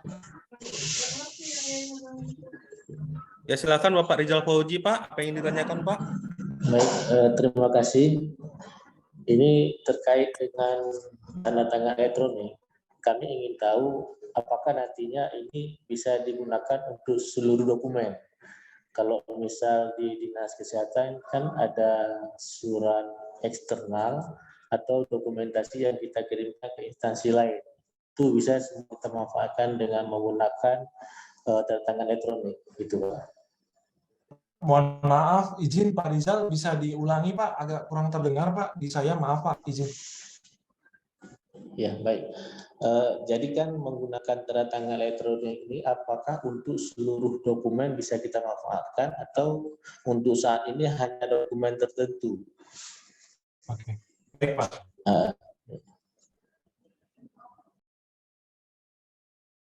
Izin Pak Moderator, Pak Ilham, ini bisa langsung dijawab atau kita tunggu beberapa pertanyaan? Ya, silakan Pak, langsung jawab juga boleh Pak. Siap. Iya. Baik Pak Rizal, izin.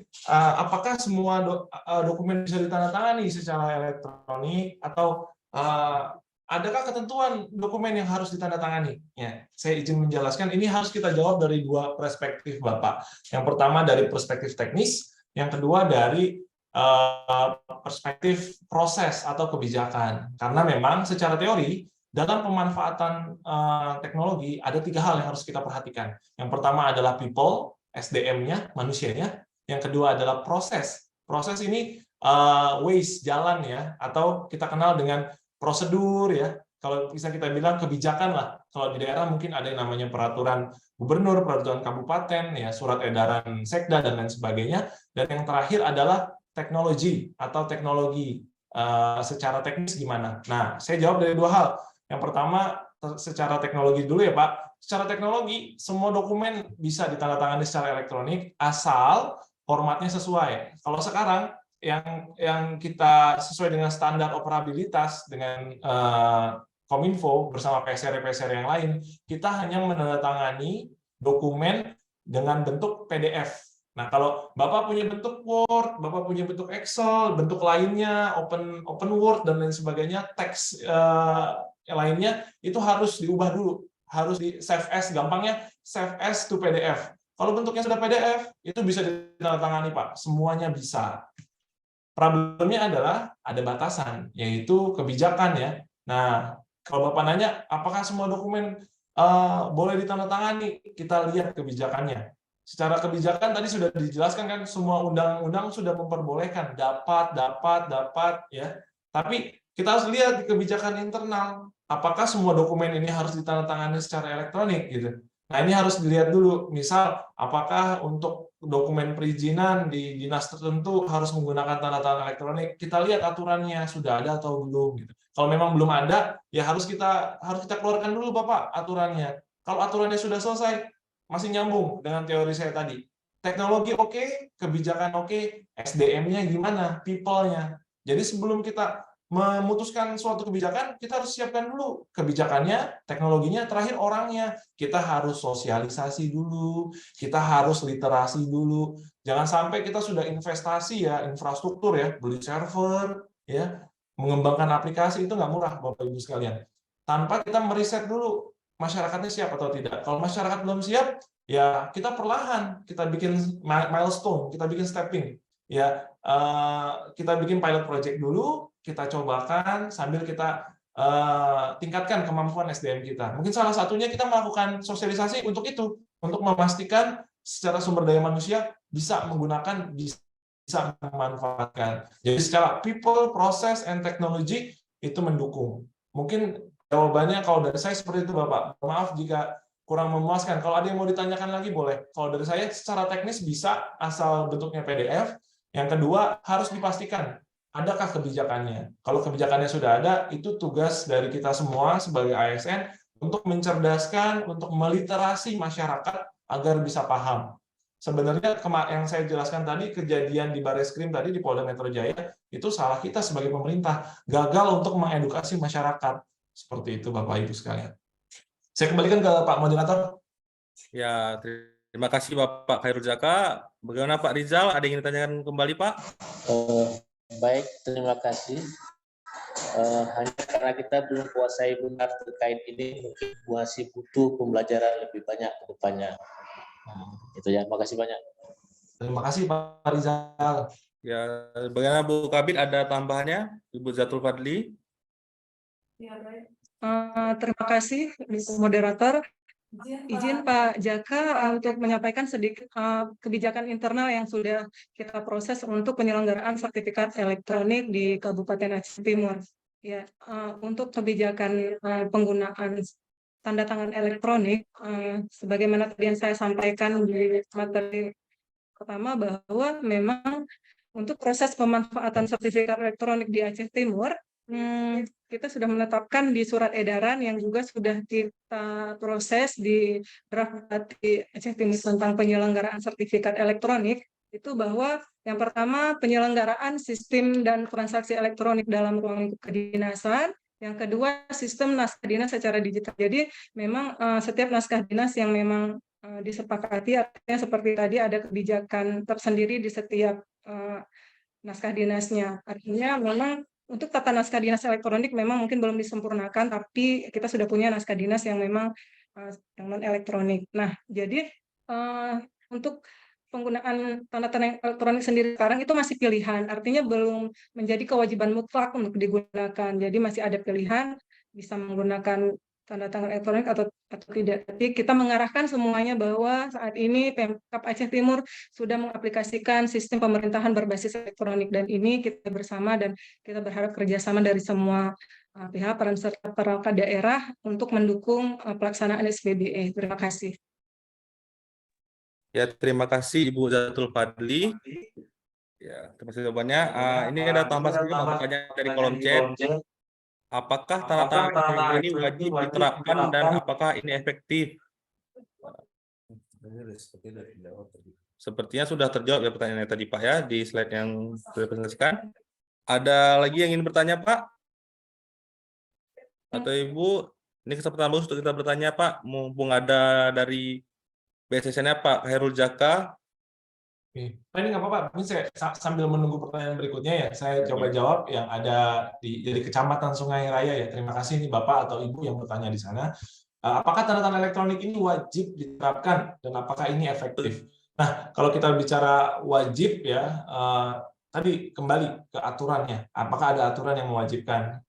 Untuk aturan pada level peraturan perundang-undangan di level tertinggi, memang belum ada yang menyatakan wajib ya, rata-rata menyatakan dapat ya. Jadi pilihan, karena memang ini disiapkan peraturan perundang-undangan itu untuk transisi gitu. Jadi kita nggak bisa langsung mewajibkan. Jika kita langsung kata wajib itu memaksa, sementara tadi yang saya bilang people proses teknologinya nggak siap, itu akan kontraproduktif.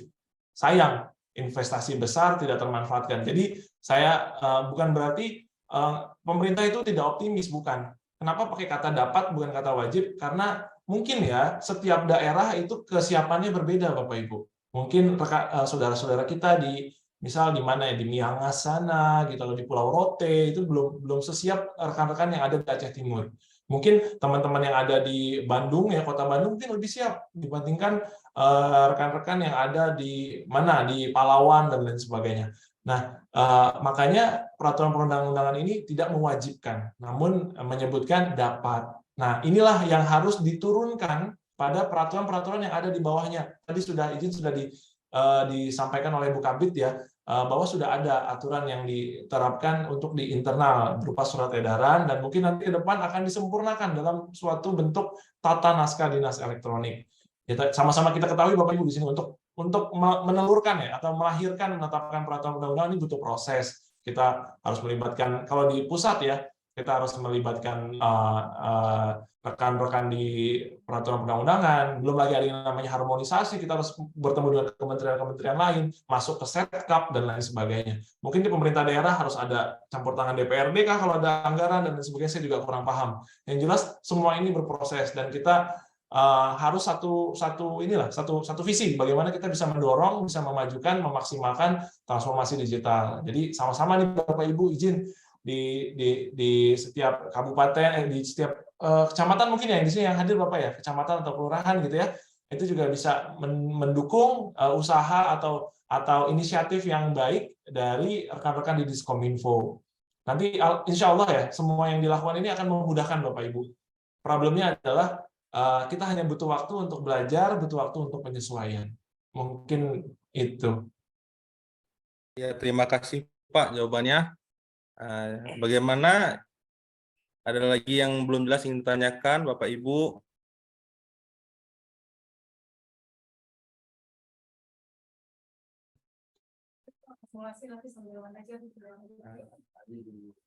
Pak, ini ada pertanyaan dikit Pak dari WA nih Pak. Ada yang bertanya, apakah sertifikat elektronik dari pemerintahan dapat digunakan untuk surat keluar, surat untuk umum Pak?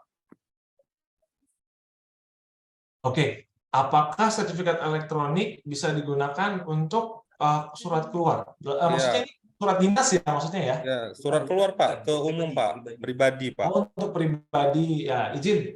Ini secara teknis sekali lagi, secara teknis bisa Pak. Kalau PDF ya bisa gitu. Tapi kita ada boundaries, ada batasan, ada ruang lingkup yang membuat kita tidak bisa melakukan itu. Nah, salah satunya itu tertuang di sebentar saya cek, saya nggak hafal ya pasalnya ya. Ini ada di Permenkominfo, mungkin bisa sambil dicek ya di googling.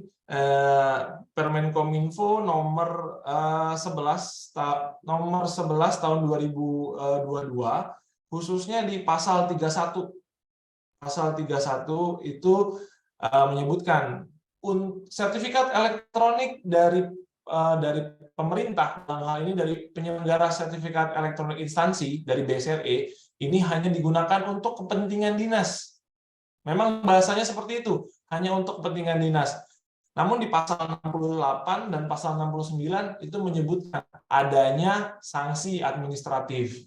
Jadi jika ada pelanggaran terhadap pasal 31, dalam hal ini ada pemanfaatan di luar dinas, ini instansi terkait, maksudnya di sini pemerintah Aceh Timur harus memberikan sanksi administratif. Itu di pasal 68. Di pasal 69 ayat 6-nya disebutkan. Seperti apa sih sanksi administratifnya? Ternyata ini merefer peraturan BKN ya, tentang disiplin. Saya lupa peraturan nomor berapa ya terkait disiplin PNS, itu udah lama sih, belum diupdate setahu saya. Tentang mengenai teguran lisan ya, teguran lisan, teguran tertulis, dan bla bla bla itu. Jadi memang terkait antar peraturan seperti itu Bapak. Kalau mau digunakan secara teks bisa, tapi nanti kalau ketahuan nanti bisa ibaratnya bisa diproses lah oleh kepegawaian yang ada di BKD ya, BKD atau BKPSDM ya, yang ada di Kabupaten Aceh Timur, seperti itu. Saya pribadi tidak menyarankan Bapak Ibu, meskipun peluang untuk ketahuannya sedikit ya, tapi karena sudah ada aturan, ya sebaiknya kita ikuti aturan yang ada. Terima kasih Pak Moderator. Ya, terima kasih Pak atas jawabannya. Semoga bermanfaat. Ini ada yang ingin bertanya lagi Bapak Wihara, Pak Wirahadiantos.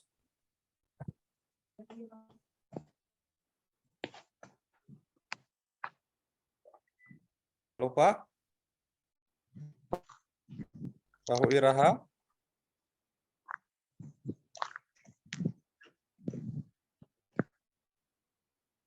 Sepertinya tertekan nih Pak ya.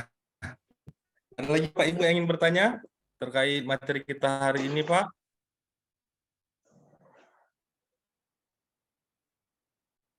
Dari Rumah Sakit Pelak gimana Bu? Apakah ada yang ingin ditanyakan?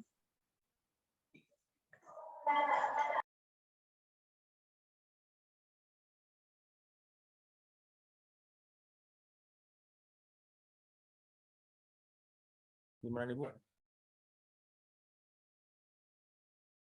Ya Bapak, kita masih waktu sekitar 4 atau 5 menit lagi. Jika ada yang dipertanyakan, silakan Pak.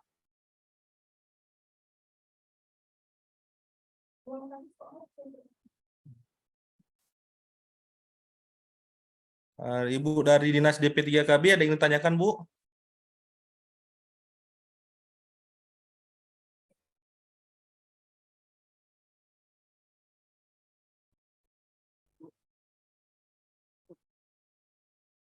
Ya, jika tidak ada, ya Bu, terima kasih ya Ibu. Jika tidak ada yang ditanyakan, maka kita akan akhiri saja sesi kali ini Pak. Terima kasih kepada Bapak Ibu yang telah bertanya, dan terima kasih kepada Bapak Abdul Khairul Zaka SST-MT atas materinya Pak, sangat bermanfaat untuk kami semua. Baiklah Bapak Ibu sekalian peserta sosialisasi, selanjutnya mari kita bersama-sama simak sedikit penjelasan terkait pengajuan sertifikat elektronik yang ada di lingkungan pemerintah Kabupaten Aceh Timur yang disampaikan oleh Ibu Zatul Fadli, MIKOM. Kepada Ibu, saya persilahkan Bu.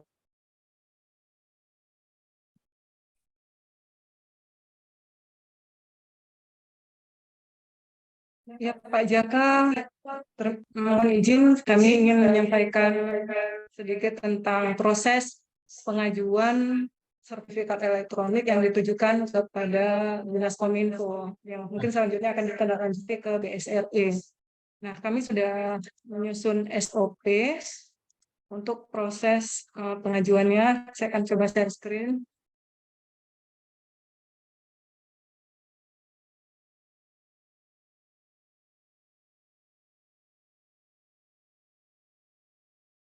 Nah, ini dia SOP penerbitan sertifikat elektronik untuk tanda tangan elektronik. Yang pertama yaitu pemohon mengajukan surat permohonan sertifikat elektronik kepada Kepala Dinas Komunikasi dan Informatika Kabupaten Aceh Timur, yang kemudian nanti akan ditindaklanjuti oleh Kabid Persandian dan Statistik, saya sendiri. Kemudian proses ini mungkin ya kita akan Bapak Ibu bisa mengajukannya dalam waktu 1-2 hari. Jadi kita akan proses dan kemudian lanjut kita akan menerima dan menelaah disposisi tersebut sampai dengan proses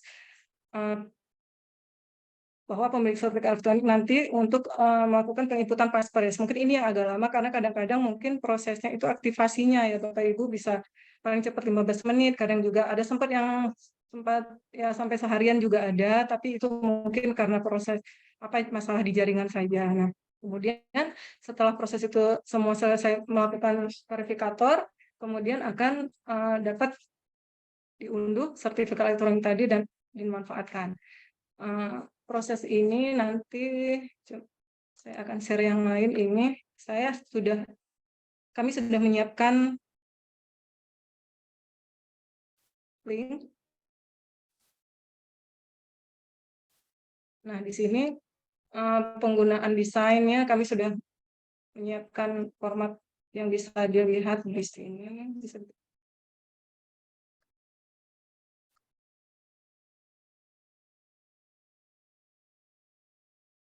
Nah, link Bitly ini kontennya ini ada contoh format surat TTE dalam berbentuk yang sudah ada footernya, kemudian ada contoh surat rekomendasi, kemudian ada form sertifikat elektronik yang bisa diedit langsung yang diisi oleh calon pemilik sertifikat elektronik. Nah, kemudian ini ada petunjuk-petunjuk teknis penggunaan aplikasi desain dan Panther, dan juga surat edaran tentang penyelenggaraan sertifikat elektronik. Kita akan coba buka satu-satu. Ini contoh surat yang pakai footer. Nah, di sini diisi dengan ada kop surat, kemudian nomor seperti biasa, ada tujuan yaitu kepada siapa, dan kemudian isi surat, dan di bawahnya itu hanya mencantumkan ini saja, nama kepala perangkat daerah atau nama pemilik sertifikat TTE-nya, sertifikat elektronik, maaf. Nah, ini dia bentuk TTE yang memang kita sepakati untuk digunakan di Kabupaten Aceh Timur.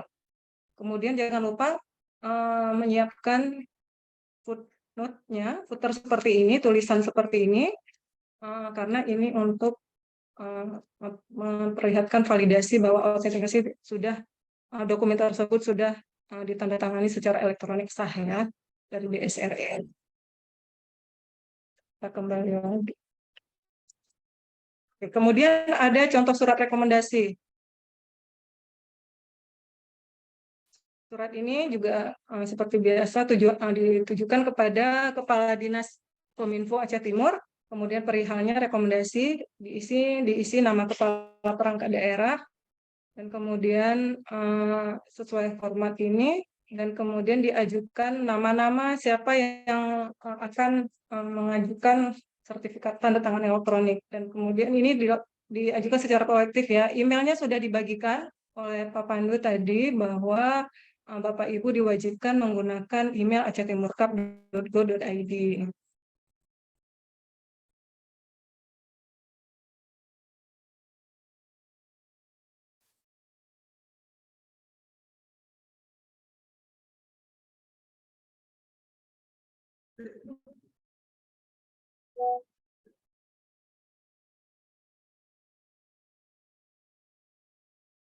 Ya.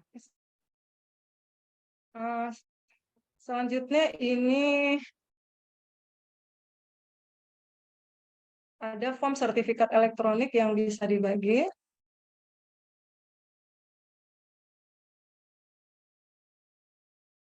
Yang bisa langsung diedit Bapak Ibu ya. Ini dia. Ini bisa Bapak Ibu langsung edit dan nanti bisa diisi sesuai data Bapak Ibu, kemudian dikirim ke email Diskominfo atau tim dari bidang persalinan statistik juga bisa. Nanti akan ditindaklanjuti. Tapi jangan lupa tadi juga mencantumkan, menyertakan surat rekomendasi tadi. Ini bisa langsung diedit ya. Nanti bisa di-download di link yang kami berikan. Nah, selanjutnya kita akan coba kembali kemari, bahwa untuk memulai simulasi ini kita harus mempersiapkan 4 item ini. Yang pertama yaitu bahwa setiap Bapak Ibu sudah memiliki alamat email yang mencantumkan acehtimur.go.id, itu email resmi pemerintahan Kabupaten Aceh Timur, bukan email pribadi menggunakan Gmail, Hotmail, Yahoo Mail, dan sebagainya. Nah, jika belum ada, nanti akan dipandu oleh Pak Pandu. Jadi Pak Pandu yang nanti yang akan memberikan alamat email Bapak Ibu. Jika belum ada, silakan menghubungi beliau. Nah, kemudian pastikan bahwa di HP Bapak Ibu sudah ada aplikasi Bisign dan juga Free OTP. Di handphonenya ini harus ada 2 aplikasi ini untuk mendukung proses simulasi kita hari ini. Yang kedua, Bapak Ibu sudah menyiapkan tanda tangan visualisasi TTE format PNG ya, format gambar yang seperti contoh TTE tadi. Apakah materi screen ini bisa kelihatan, Bapak Ibu? Kelihatan nggak? Kelihatan? Masih di halaman Google Drive. Bisa jalan? Oh ya. Hah? Tutup buka. Oh iya.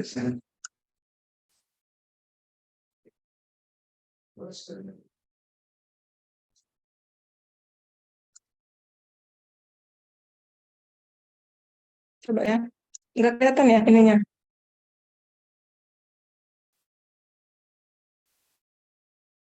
Sudah? Oke. Oke, Bapak Ibu, seperti saya sampaikan tadi bahwa harus menyiapkan 4 dokumen ini.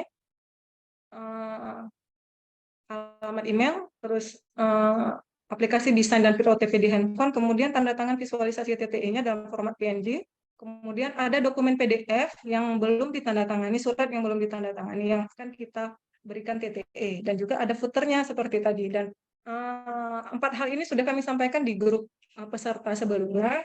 Namun jika Bapak Ibu memang belum ada yang melengkapi keempat hal tersebut, tidak masalah. Hari ini kita hanya mencoba siapa yang sudah melengkapi 4 hal ini saja, karena nanti mungkin kalau kita tunggu ini kan akan memakan proses waktu lama. Nanti kita bisa bantu Bapak Ibu untuk mendampingi proses pendaftaran penginputan TT ini ke Bapak Ibu, bisa ke Diskominfo langsung.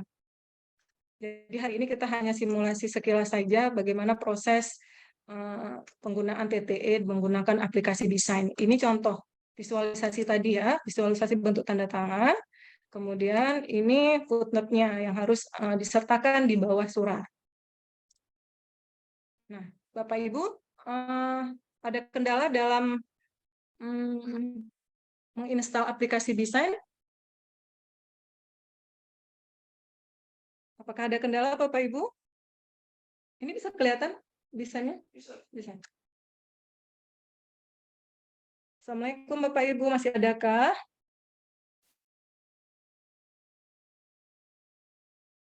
Atau ada kendala dalam proses install aplikasi desainnya? Nah, ini dia tampilannya. Kemudian nanti ini dia tampilan di Play Store. Jadi Bapak Ibu pilih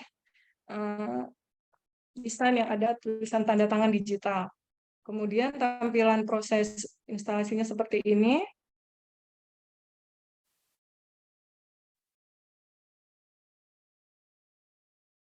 Ini sedang proses install ya.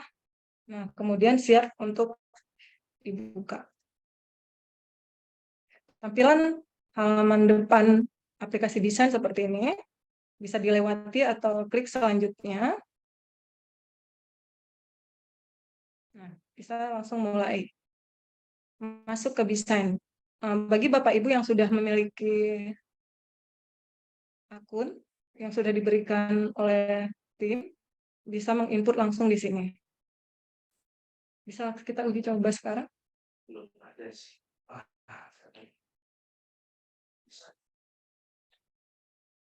Nah, saya akan coba jelaskan bahwa ini adalah menu-menu pilihan yang ada di aplikasi desain.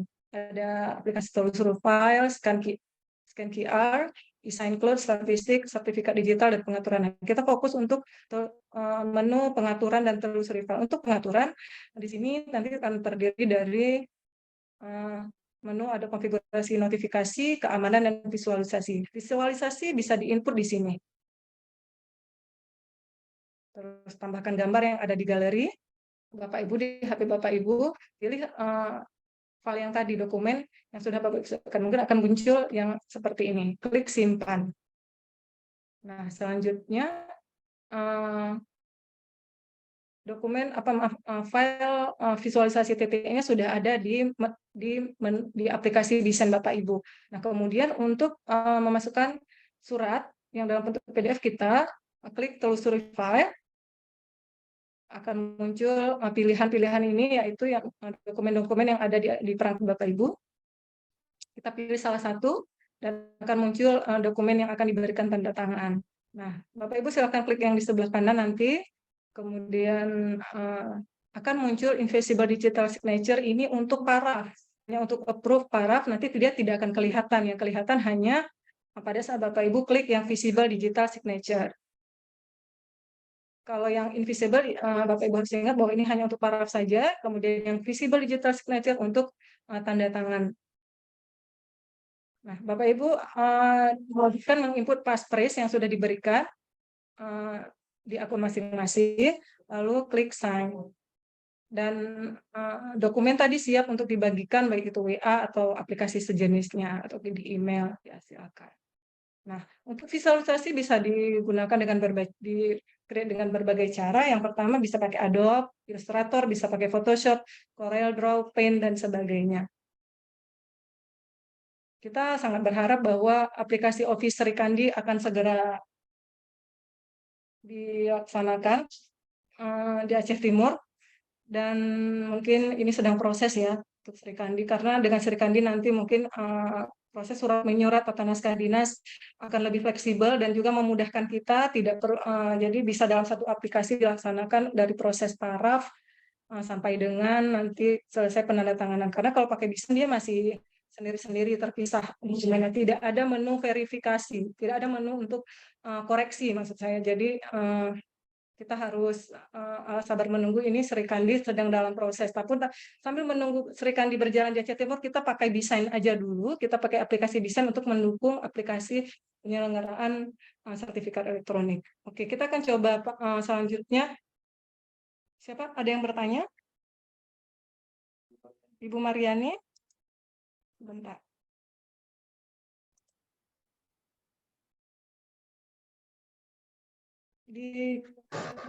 Ya, terima kasih Bu Jatul Fadil penjelasannya. Sepertinya ada yang ingin bertanya nih Bu, dari Bu Mariani. Ya Bu, apa yang ditanyakan Bu? Bisa langsung di on mic saja atau boleh di kolom chat.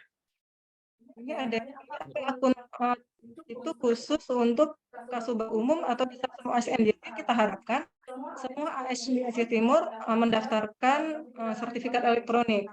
Namun saat ini, hari ini kita mengharapkan Kasubag Umum yang menjadi pilot project-nya, karena nanti kan Kasubag Umum juga bertanggung jawab untuk proses pengarsipan. Nah, nanti setelah Bapak Ibu mampu melakukan TTE sendiri, nanti bisa menginfokan atau menyampaikan informasi ini kepada teman-teman ASN di perangkat daerah masing-masing begitu. Nah, untuk sementara kita khusus untuk Kasubag Umum hari ini.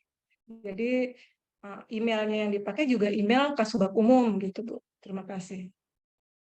Oke, terima kasih Bu atas jawabannya. Ada lagi yang bertanya Bapak Ibu terkait dengan pengajuan sertifikat elektronik? Ini Bu Mariani sepertinya tertekan Bu ya.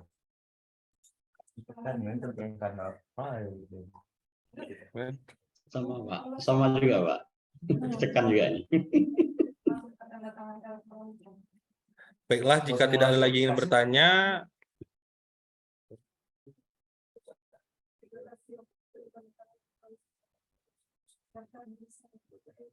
gimana Pak? Ada yang ingin bertanya lagi tentang pendaftarannya atau permintaan pengajuan sertifikat elektronik di dinasnya?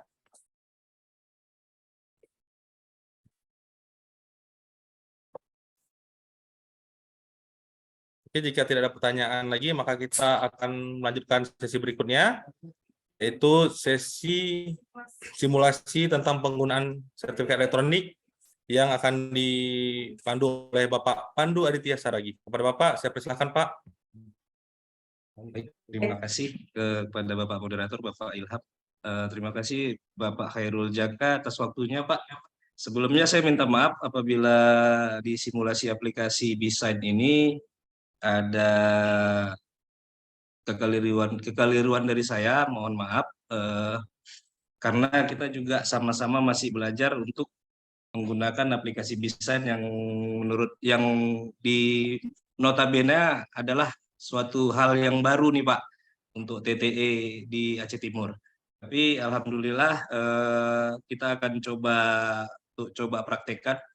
Niatan kami sebenarnya kenapa kami kirimkan email beserta kepada bapak-bapak ibu-ibu, niatan kami adalah agar bapak-bapak ibu-ibu bisa ikut mempraktekannya dan bisa juga nanti disampaikan kepada kepala perangkat daerah.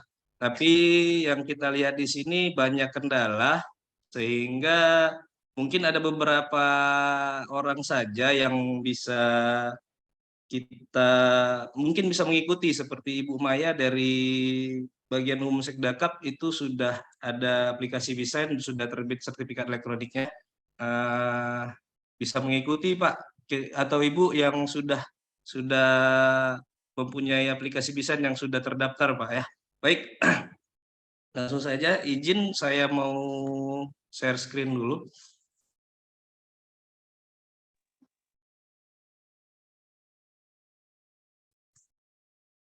Baik, ini adalah tampilan awal daripada BeSign.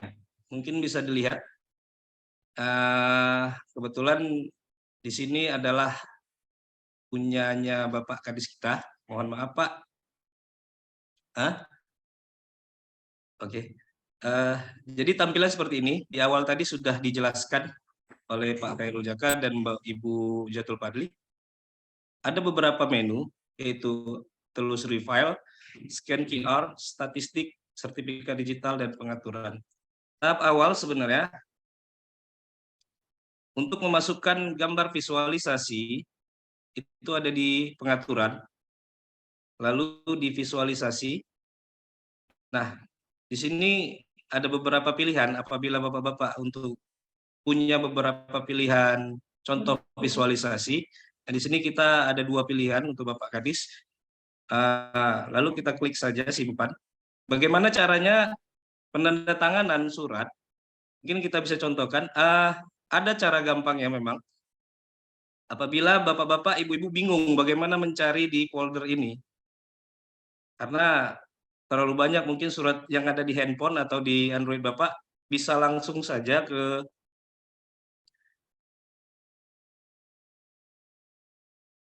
karena surat ini bentuknya PDF Pak. PDF kita bisa buka langsung di WA. Bisa buka langsung di WA. Ini kita kasih contoh suratnya. Lalu ke BeSign. Nah, ini adalah contoh surat yang belum ditandatangani Pak, Ibu. Ini adalah contoh surat yang belum ditandatangani. Nah, di sini ada surat yang belum ditandatangani. Inilah konsep surat yang sesuai untuk tanda tangan elektronik. Di bawah sini hanya ada Kepala Dinas Komunikasi dan Informatika. Tidak perlu lagi kita buat tanggal karena tanda tangan elektronik sudah tercantum nanti tanggalnya. Bagaimana cara penandatanganannya? Di bawah ada logo pensil biru, Pak. Nah, bagi yang sudah punya akun BeSign silakan mengikuti ya, Pak, Bu. Akun pensil kita klik. Nah, ada 2. Tanda tangan visible atau tanda tangan digital yang tidak terlihat dan invisible. Fungsi daripada tanda tangan digital yang tidak terlihatnya adalah bisa dibilang sebagai paraf ya Pak, sebelum ditandatangani secara visualisasi. Nah, tanda tangan digital yang terlihat ini inilah bentuknya yang kita akan contohkan. Kita klik. Nah, ini adalah visualisasinya. Kita bisa atur di sini besarannya.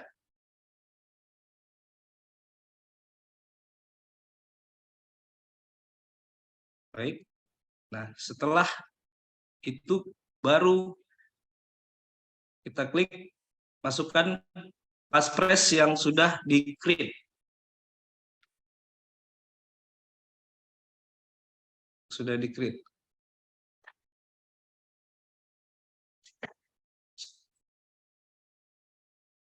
Second ya.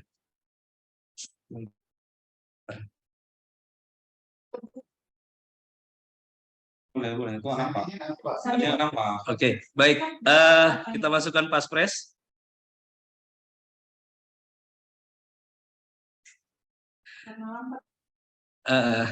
Oke.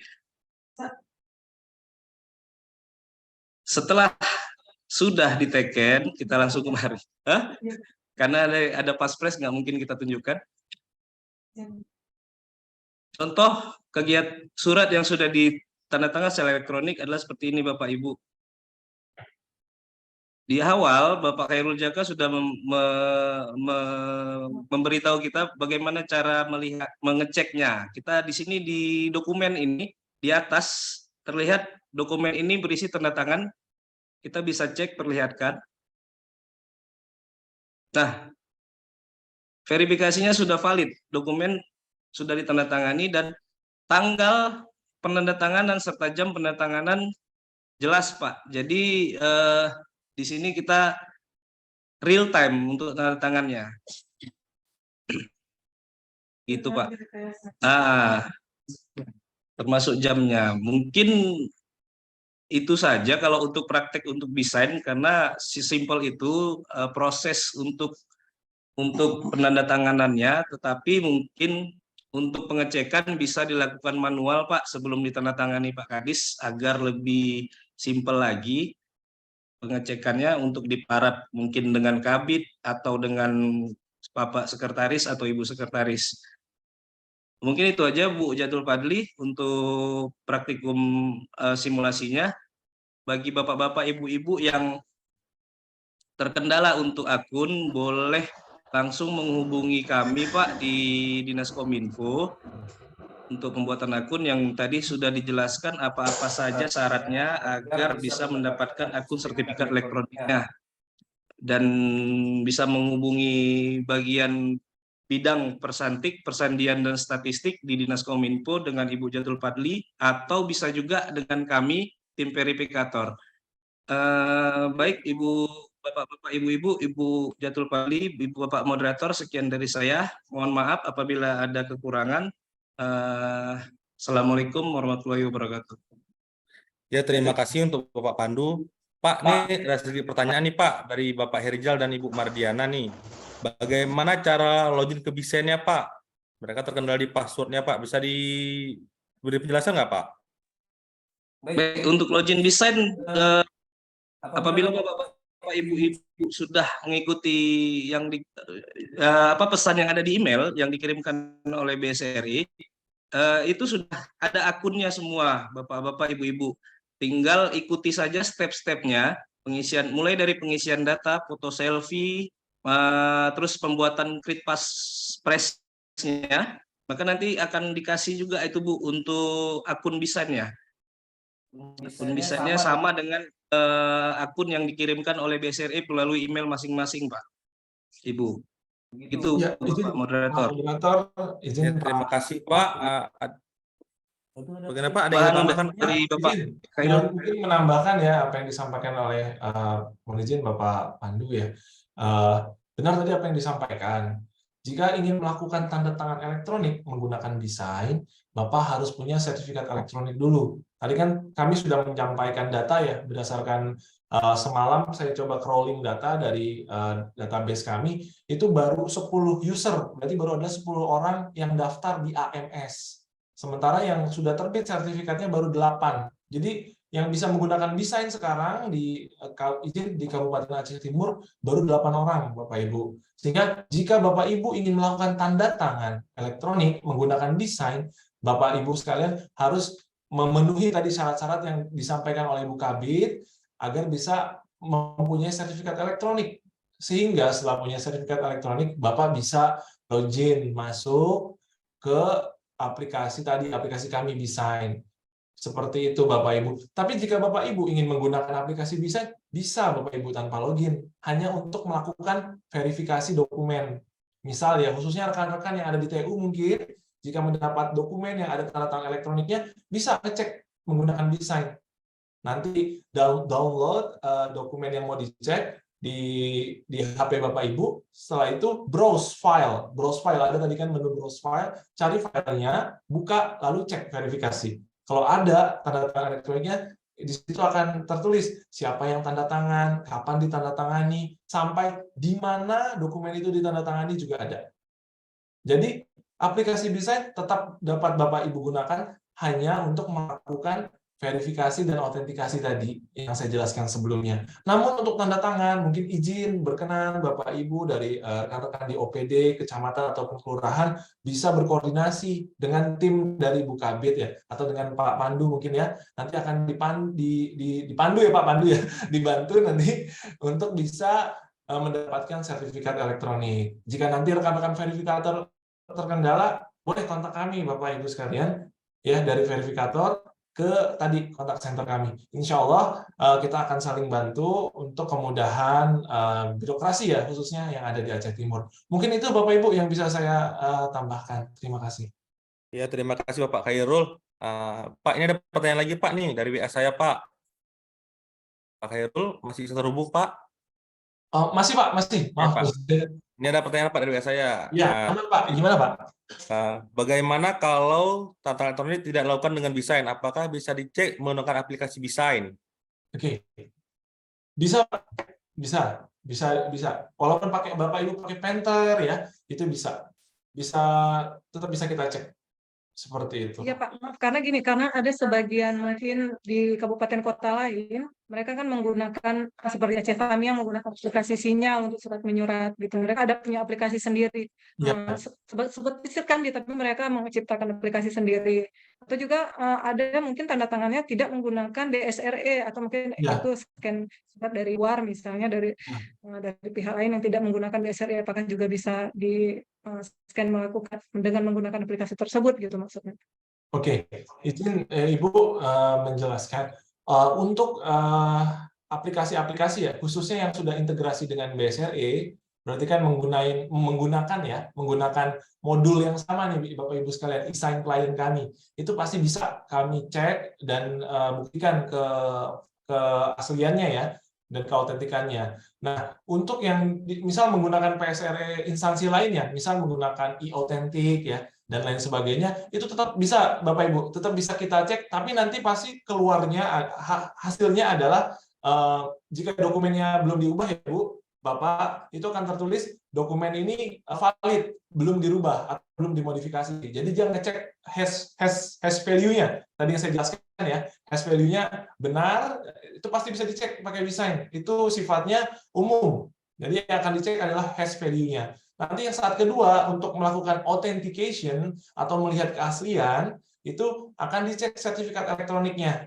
Kalau menggunakan aplikasi kami, itu akan ditulis memiliki sertifikat elektronik atau ada tanda tangan elektroniknya, namun bukan dari BSRE. Seperti itu.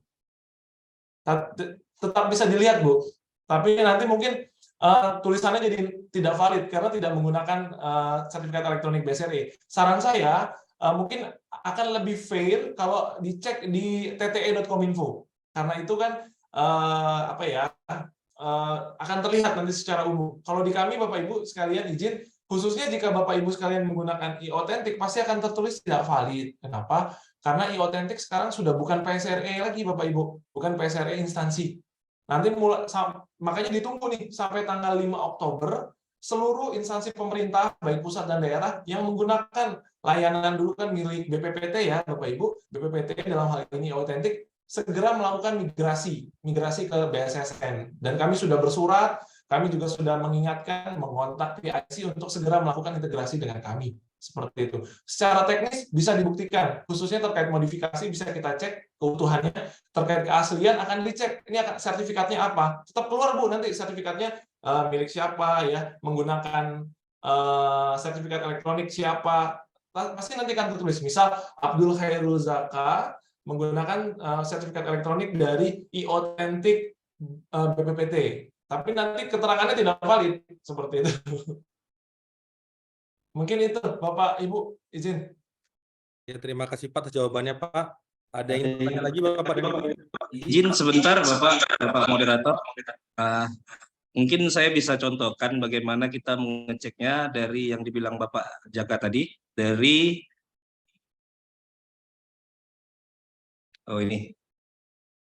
dari TTE Kominfo. Bagaimana cara mengeceknya di TTE Kominfo? Baik, mungkin akan saya coba praktekkan. Ibu-ibu, bapak-bapak bisa mengunjungi halaman ini tte.kominfo.go.id apabila bapak-bapak ingin mengecek keaslian atau keabsahan daripada tanda tangan elektronik. Baik, kita coba untuk verifikasi PDF. Saya ambil satu contoh di PDF kami. Mungkin ini surat pengantar. Oke, ini aja yang sudah ada extension sign-nya yang sudah ditandatangani. Baik, kita unggah. Nah, ini adalah contoh suratnya yang sudah ditandatangani secara elektronik. Di sini terlihat dokumen ini setelah memiliki tanda tangan digital.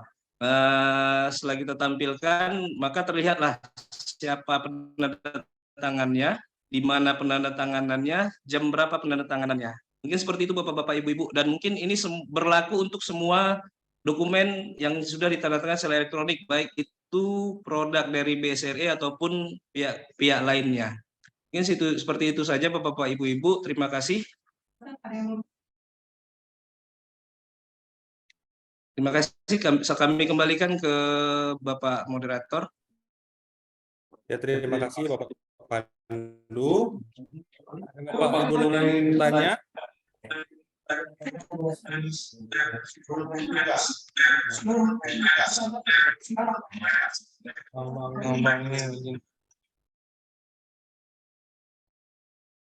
Ada Bapak Ibu lain yang ingin bertanya? Bapak Rizal Fauzi, ada yang tanyakan lagi Pak?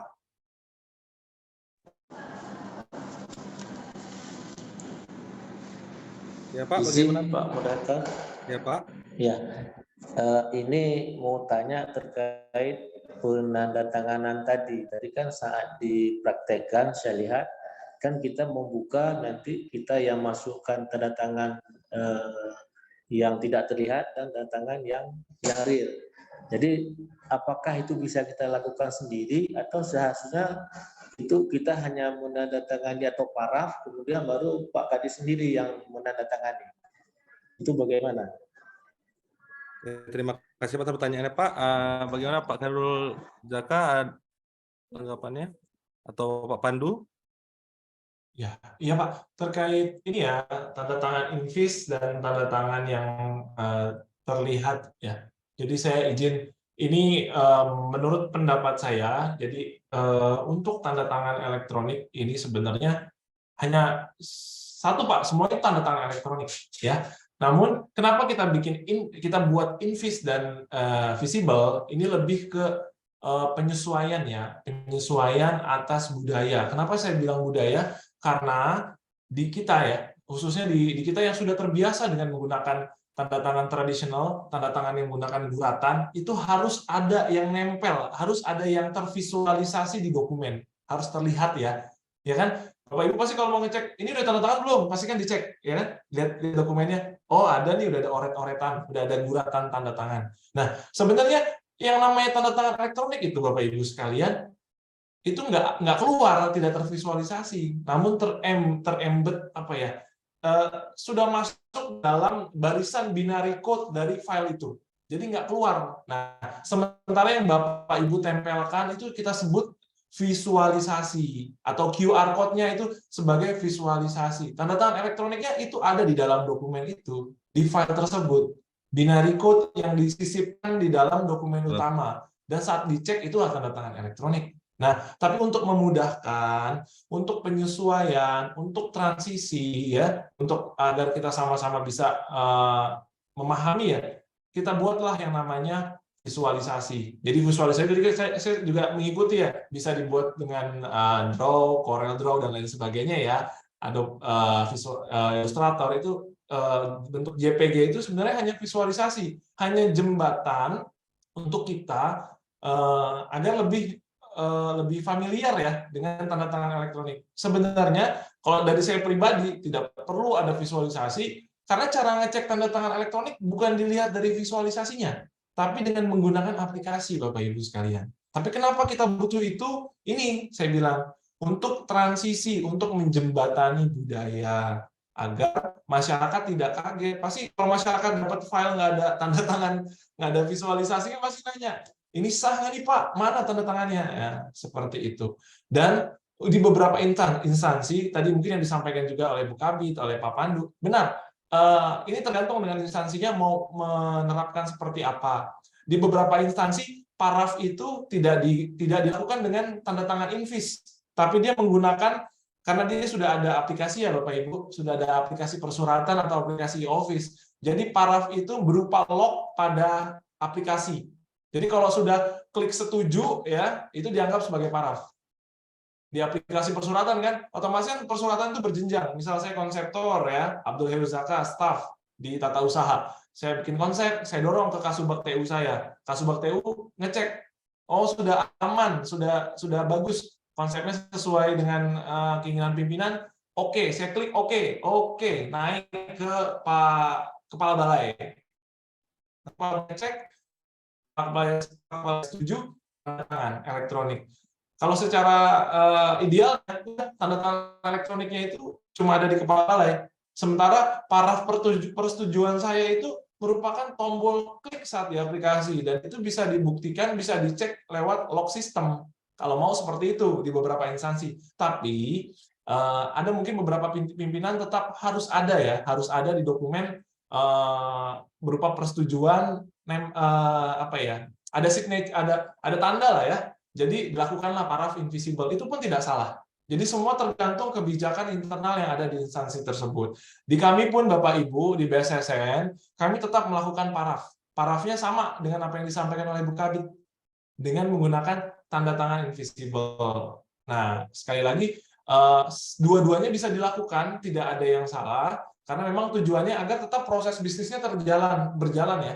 Kan kalau kita bicara teknologi untuk membantu kita memudahkan pekerjaan, bukan berbicara salah dan benar.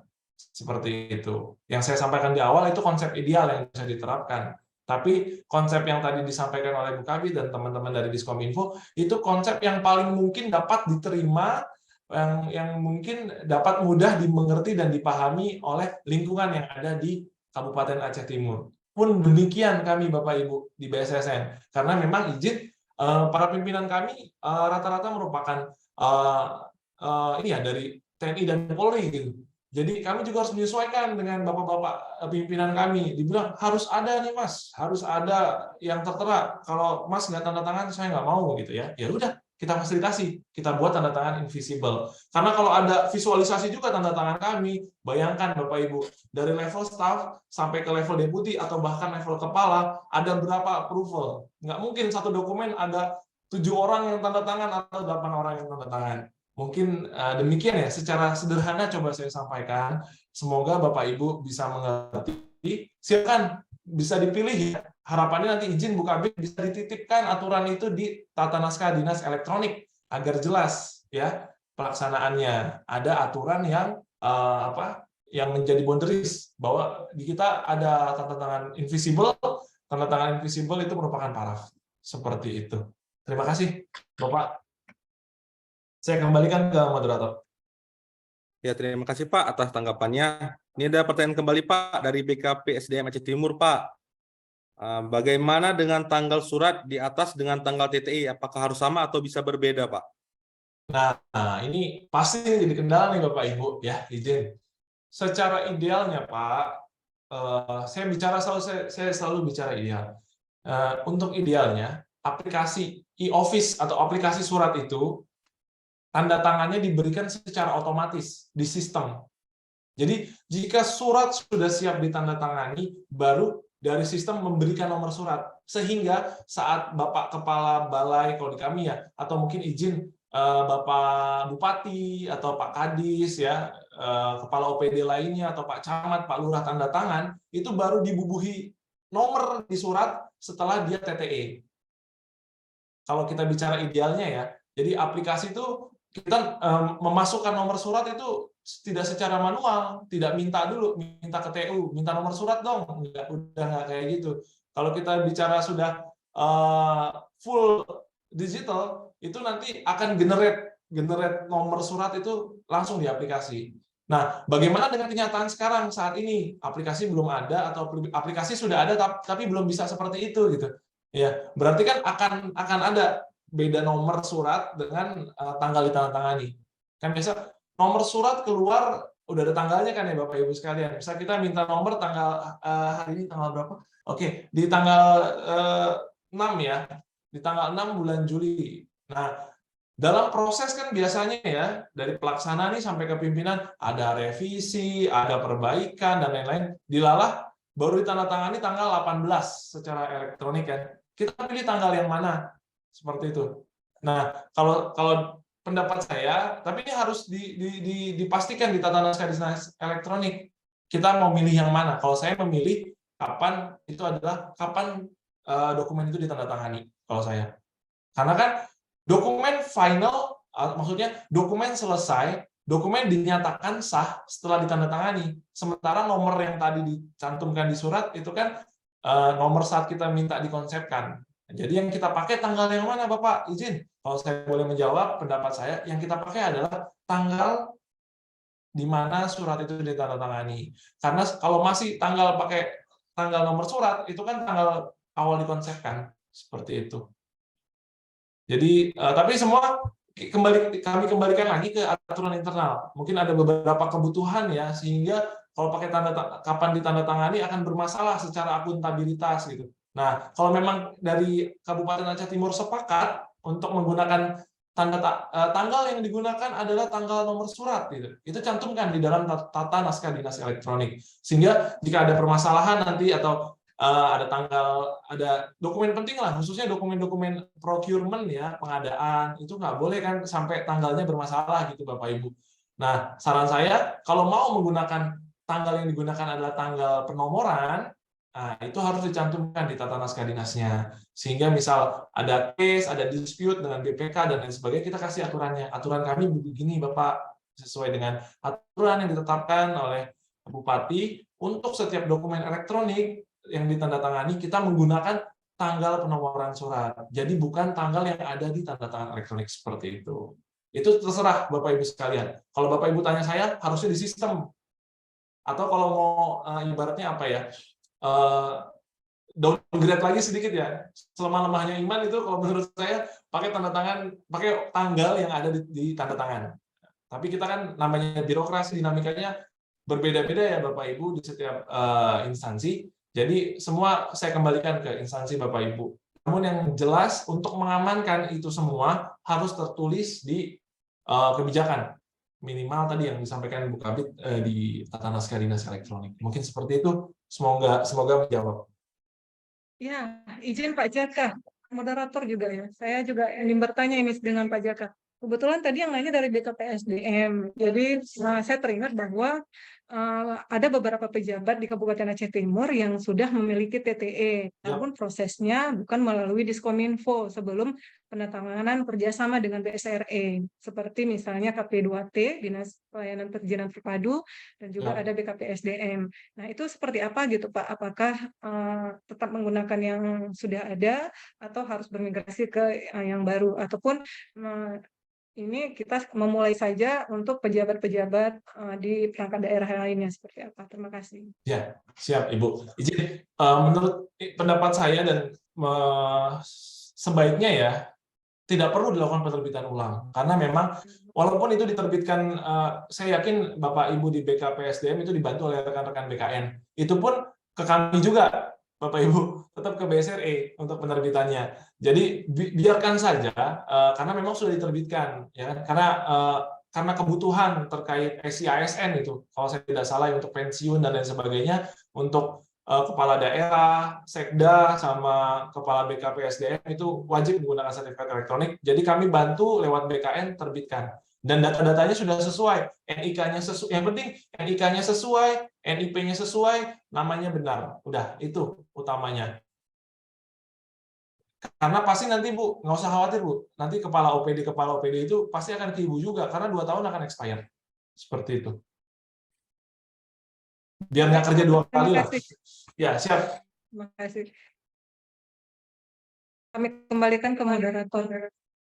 Ya, terima kasih untuk Bapak Khairul Jaka dan Ibu Zatul Fadli. Bapak Ibu lain ada yang ingin bertanya lagi? Jika tidak ada yang ingin bertanya lagi, maka akan kita akhiri saja pertemuan pada hari ini. Bagaimana Pak? Apakah ada closing statement Pak untuk hari ini Pak? Sebelum mengakhiri pertemuan kita Pak Khairul Jaka. Kami mungkin closing statement dari Pak Jaka sebelum kita menutup dan kita vote bersama ya Pak.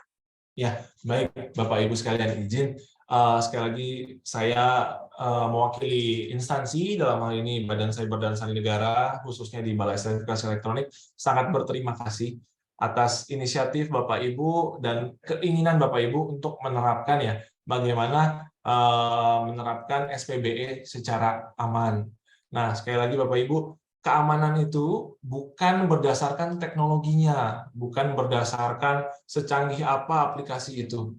Yang paling penting adalah siapa yang memegangnya gitu. Kalau senjata kan man behind the gun, bukan gunnya gitu. Jadi saya berharap, sangat berharap, mohon izin Bapak Ibu sekalian bisa menggunakan teknologi yang ada dengan baik. Ya, mungkin salah satunya dengan meningkatkan kompetensi, membuka diri dengan perubahan, mau untuk sedikit banyak belajar tentang perubahan teknologi, karena itu akan kembali ke kita lagi, Bapak Ibu. Jangan sampai kesalahan itu akan merugikan kita, karena kita tidak mau berubah, karena kita tidak mau membuka diri atas perubahan. Karena insya Allah, ya kita belajar dari kecil sampai kapan sih selesai belajar? Nggak ada selesainya belajar sampai kita nanti dipanggil ke rahmatullah. Mungkin seperti itu. Kunci dari semua ini adalah kita, Bapak Ibu. Bukan canggihnya BSSN, canggihnya BSRI, atau canggihnya Diskominfo. Bukan. Tapi bagaimana kita yang menggunakan. Khususnya satu, terakhir, jangan sebisa mungkin jangan pernah memberikan passphrase Bapak Ibu kepada orang lain. Karena secara tidak langsung Bapak Ibu menyerahkan leher Bapak Ibu kepada orang lain. Karena kita tidak tahu sebaik apa orang itu. Bisa jadi khilaf dan lain sebagainya, menggunakan hal yang tidak baik, itu akan merugikan Bapak Ibu sekalian. Mungkin itu dari saya, tetap semangat, khususnya rekan-rekan Diskominfo untuk menjadi pionir di transformasi digital di Kabupaten Aceh Timur. Mungkin itu Ibu, Pak Moderator, sekali lagi terima kasih. Terima kasih Bapak Khairul Jaka Pak atas code-nya hari ini. Untuk Ibu Zatul Fadli, Bu, ada kata-kata terakhir Bu untuk mengakhiri pertemuan kita pada hari ini. Bu. Wah, kata-kata terakhir mengikuti acara ini kan? Iya, Bu. Iya. Jadi silakan Bu. saya sangat mengucapkan terima kasih kepada semua pihak mewakili perangkat daerah yang sudah ikut berpartisipasi. Hampir 90% ini semuanya ikut hari ini. Kami juga berterima kasih kepada Bapak narasumber, Bapak Khairul Jaka, BSRI, yang sudah meluangkan waktu pentingnya mementingkan Aceh Timur hari ini untuk memberikan sedikit arahan tentang penyelenggaraan sertifikat elektronik. Kami menyadari bahwa kegiatan kita hari ini masih banyak kekurangan, masih banyak mungkin juga ada yang harus dilihat, tentunya pasti ada yang diperbaiki depan. Saya yakin juga ini hal yang sangat baru bagi kita semua, dan kita jangan pernah berhenti belajar. Kami juga akan terus mencoba berbenah diri. Saya mengucapkan terima kasih dan mohon maaf sebesar-besarnya jika memang ada, saya yakin pasti ada kesalahan dan kekurangan di mana-mana nih pada hari ini. Partisipasi Bapak Ibu ke depannya sangat kami harapkan, karena tanpa adanya dukungan dari perangkat daerah untuk penyelenggaraan sertifikat elektronik, SPBE di Aceh Timur juga tidak mungkin berjalan. Kami menunggu kedatangan Bapak Ibu untuk menindaklanjuti kegiatan hari ini untuk kita semua dapat menerapkan sertifikat elektronik, terutama nanti Bapak Ibu bisa mengajukan secara kolektif siapa saja ASN yang memang nanti akan dibuatkan sertifikat elektronik. Akhir kata, wabillahi taufiq wal hidayah. Assalamualaikum warahmatullahi wabarakatuh. Waalaikumsalam. Kita foto bersama dulu Bapak, silahkan berikan senyuman terbaik Bapak Ibu menghadap ke kamera. Silahkan di screenshot. Ya. Ya. Kode ya. 1, 1, 2, 3. Oke. sekali lagi ya, siapa tahu ada yang lupa senyum. 1, 2, ya. Oke, terima kasih. Silakan gitu ya. Untuk Bapak Ibu yang ada di ya. Absensi. Ya, terima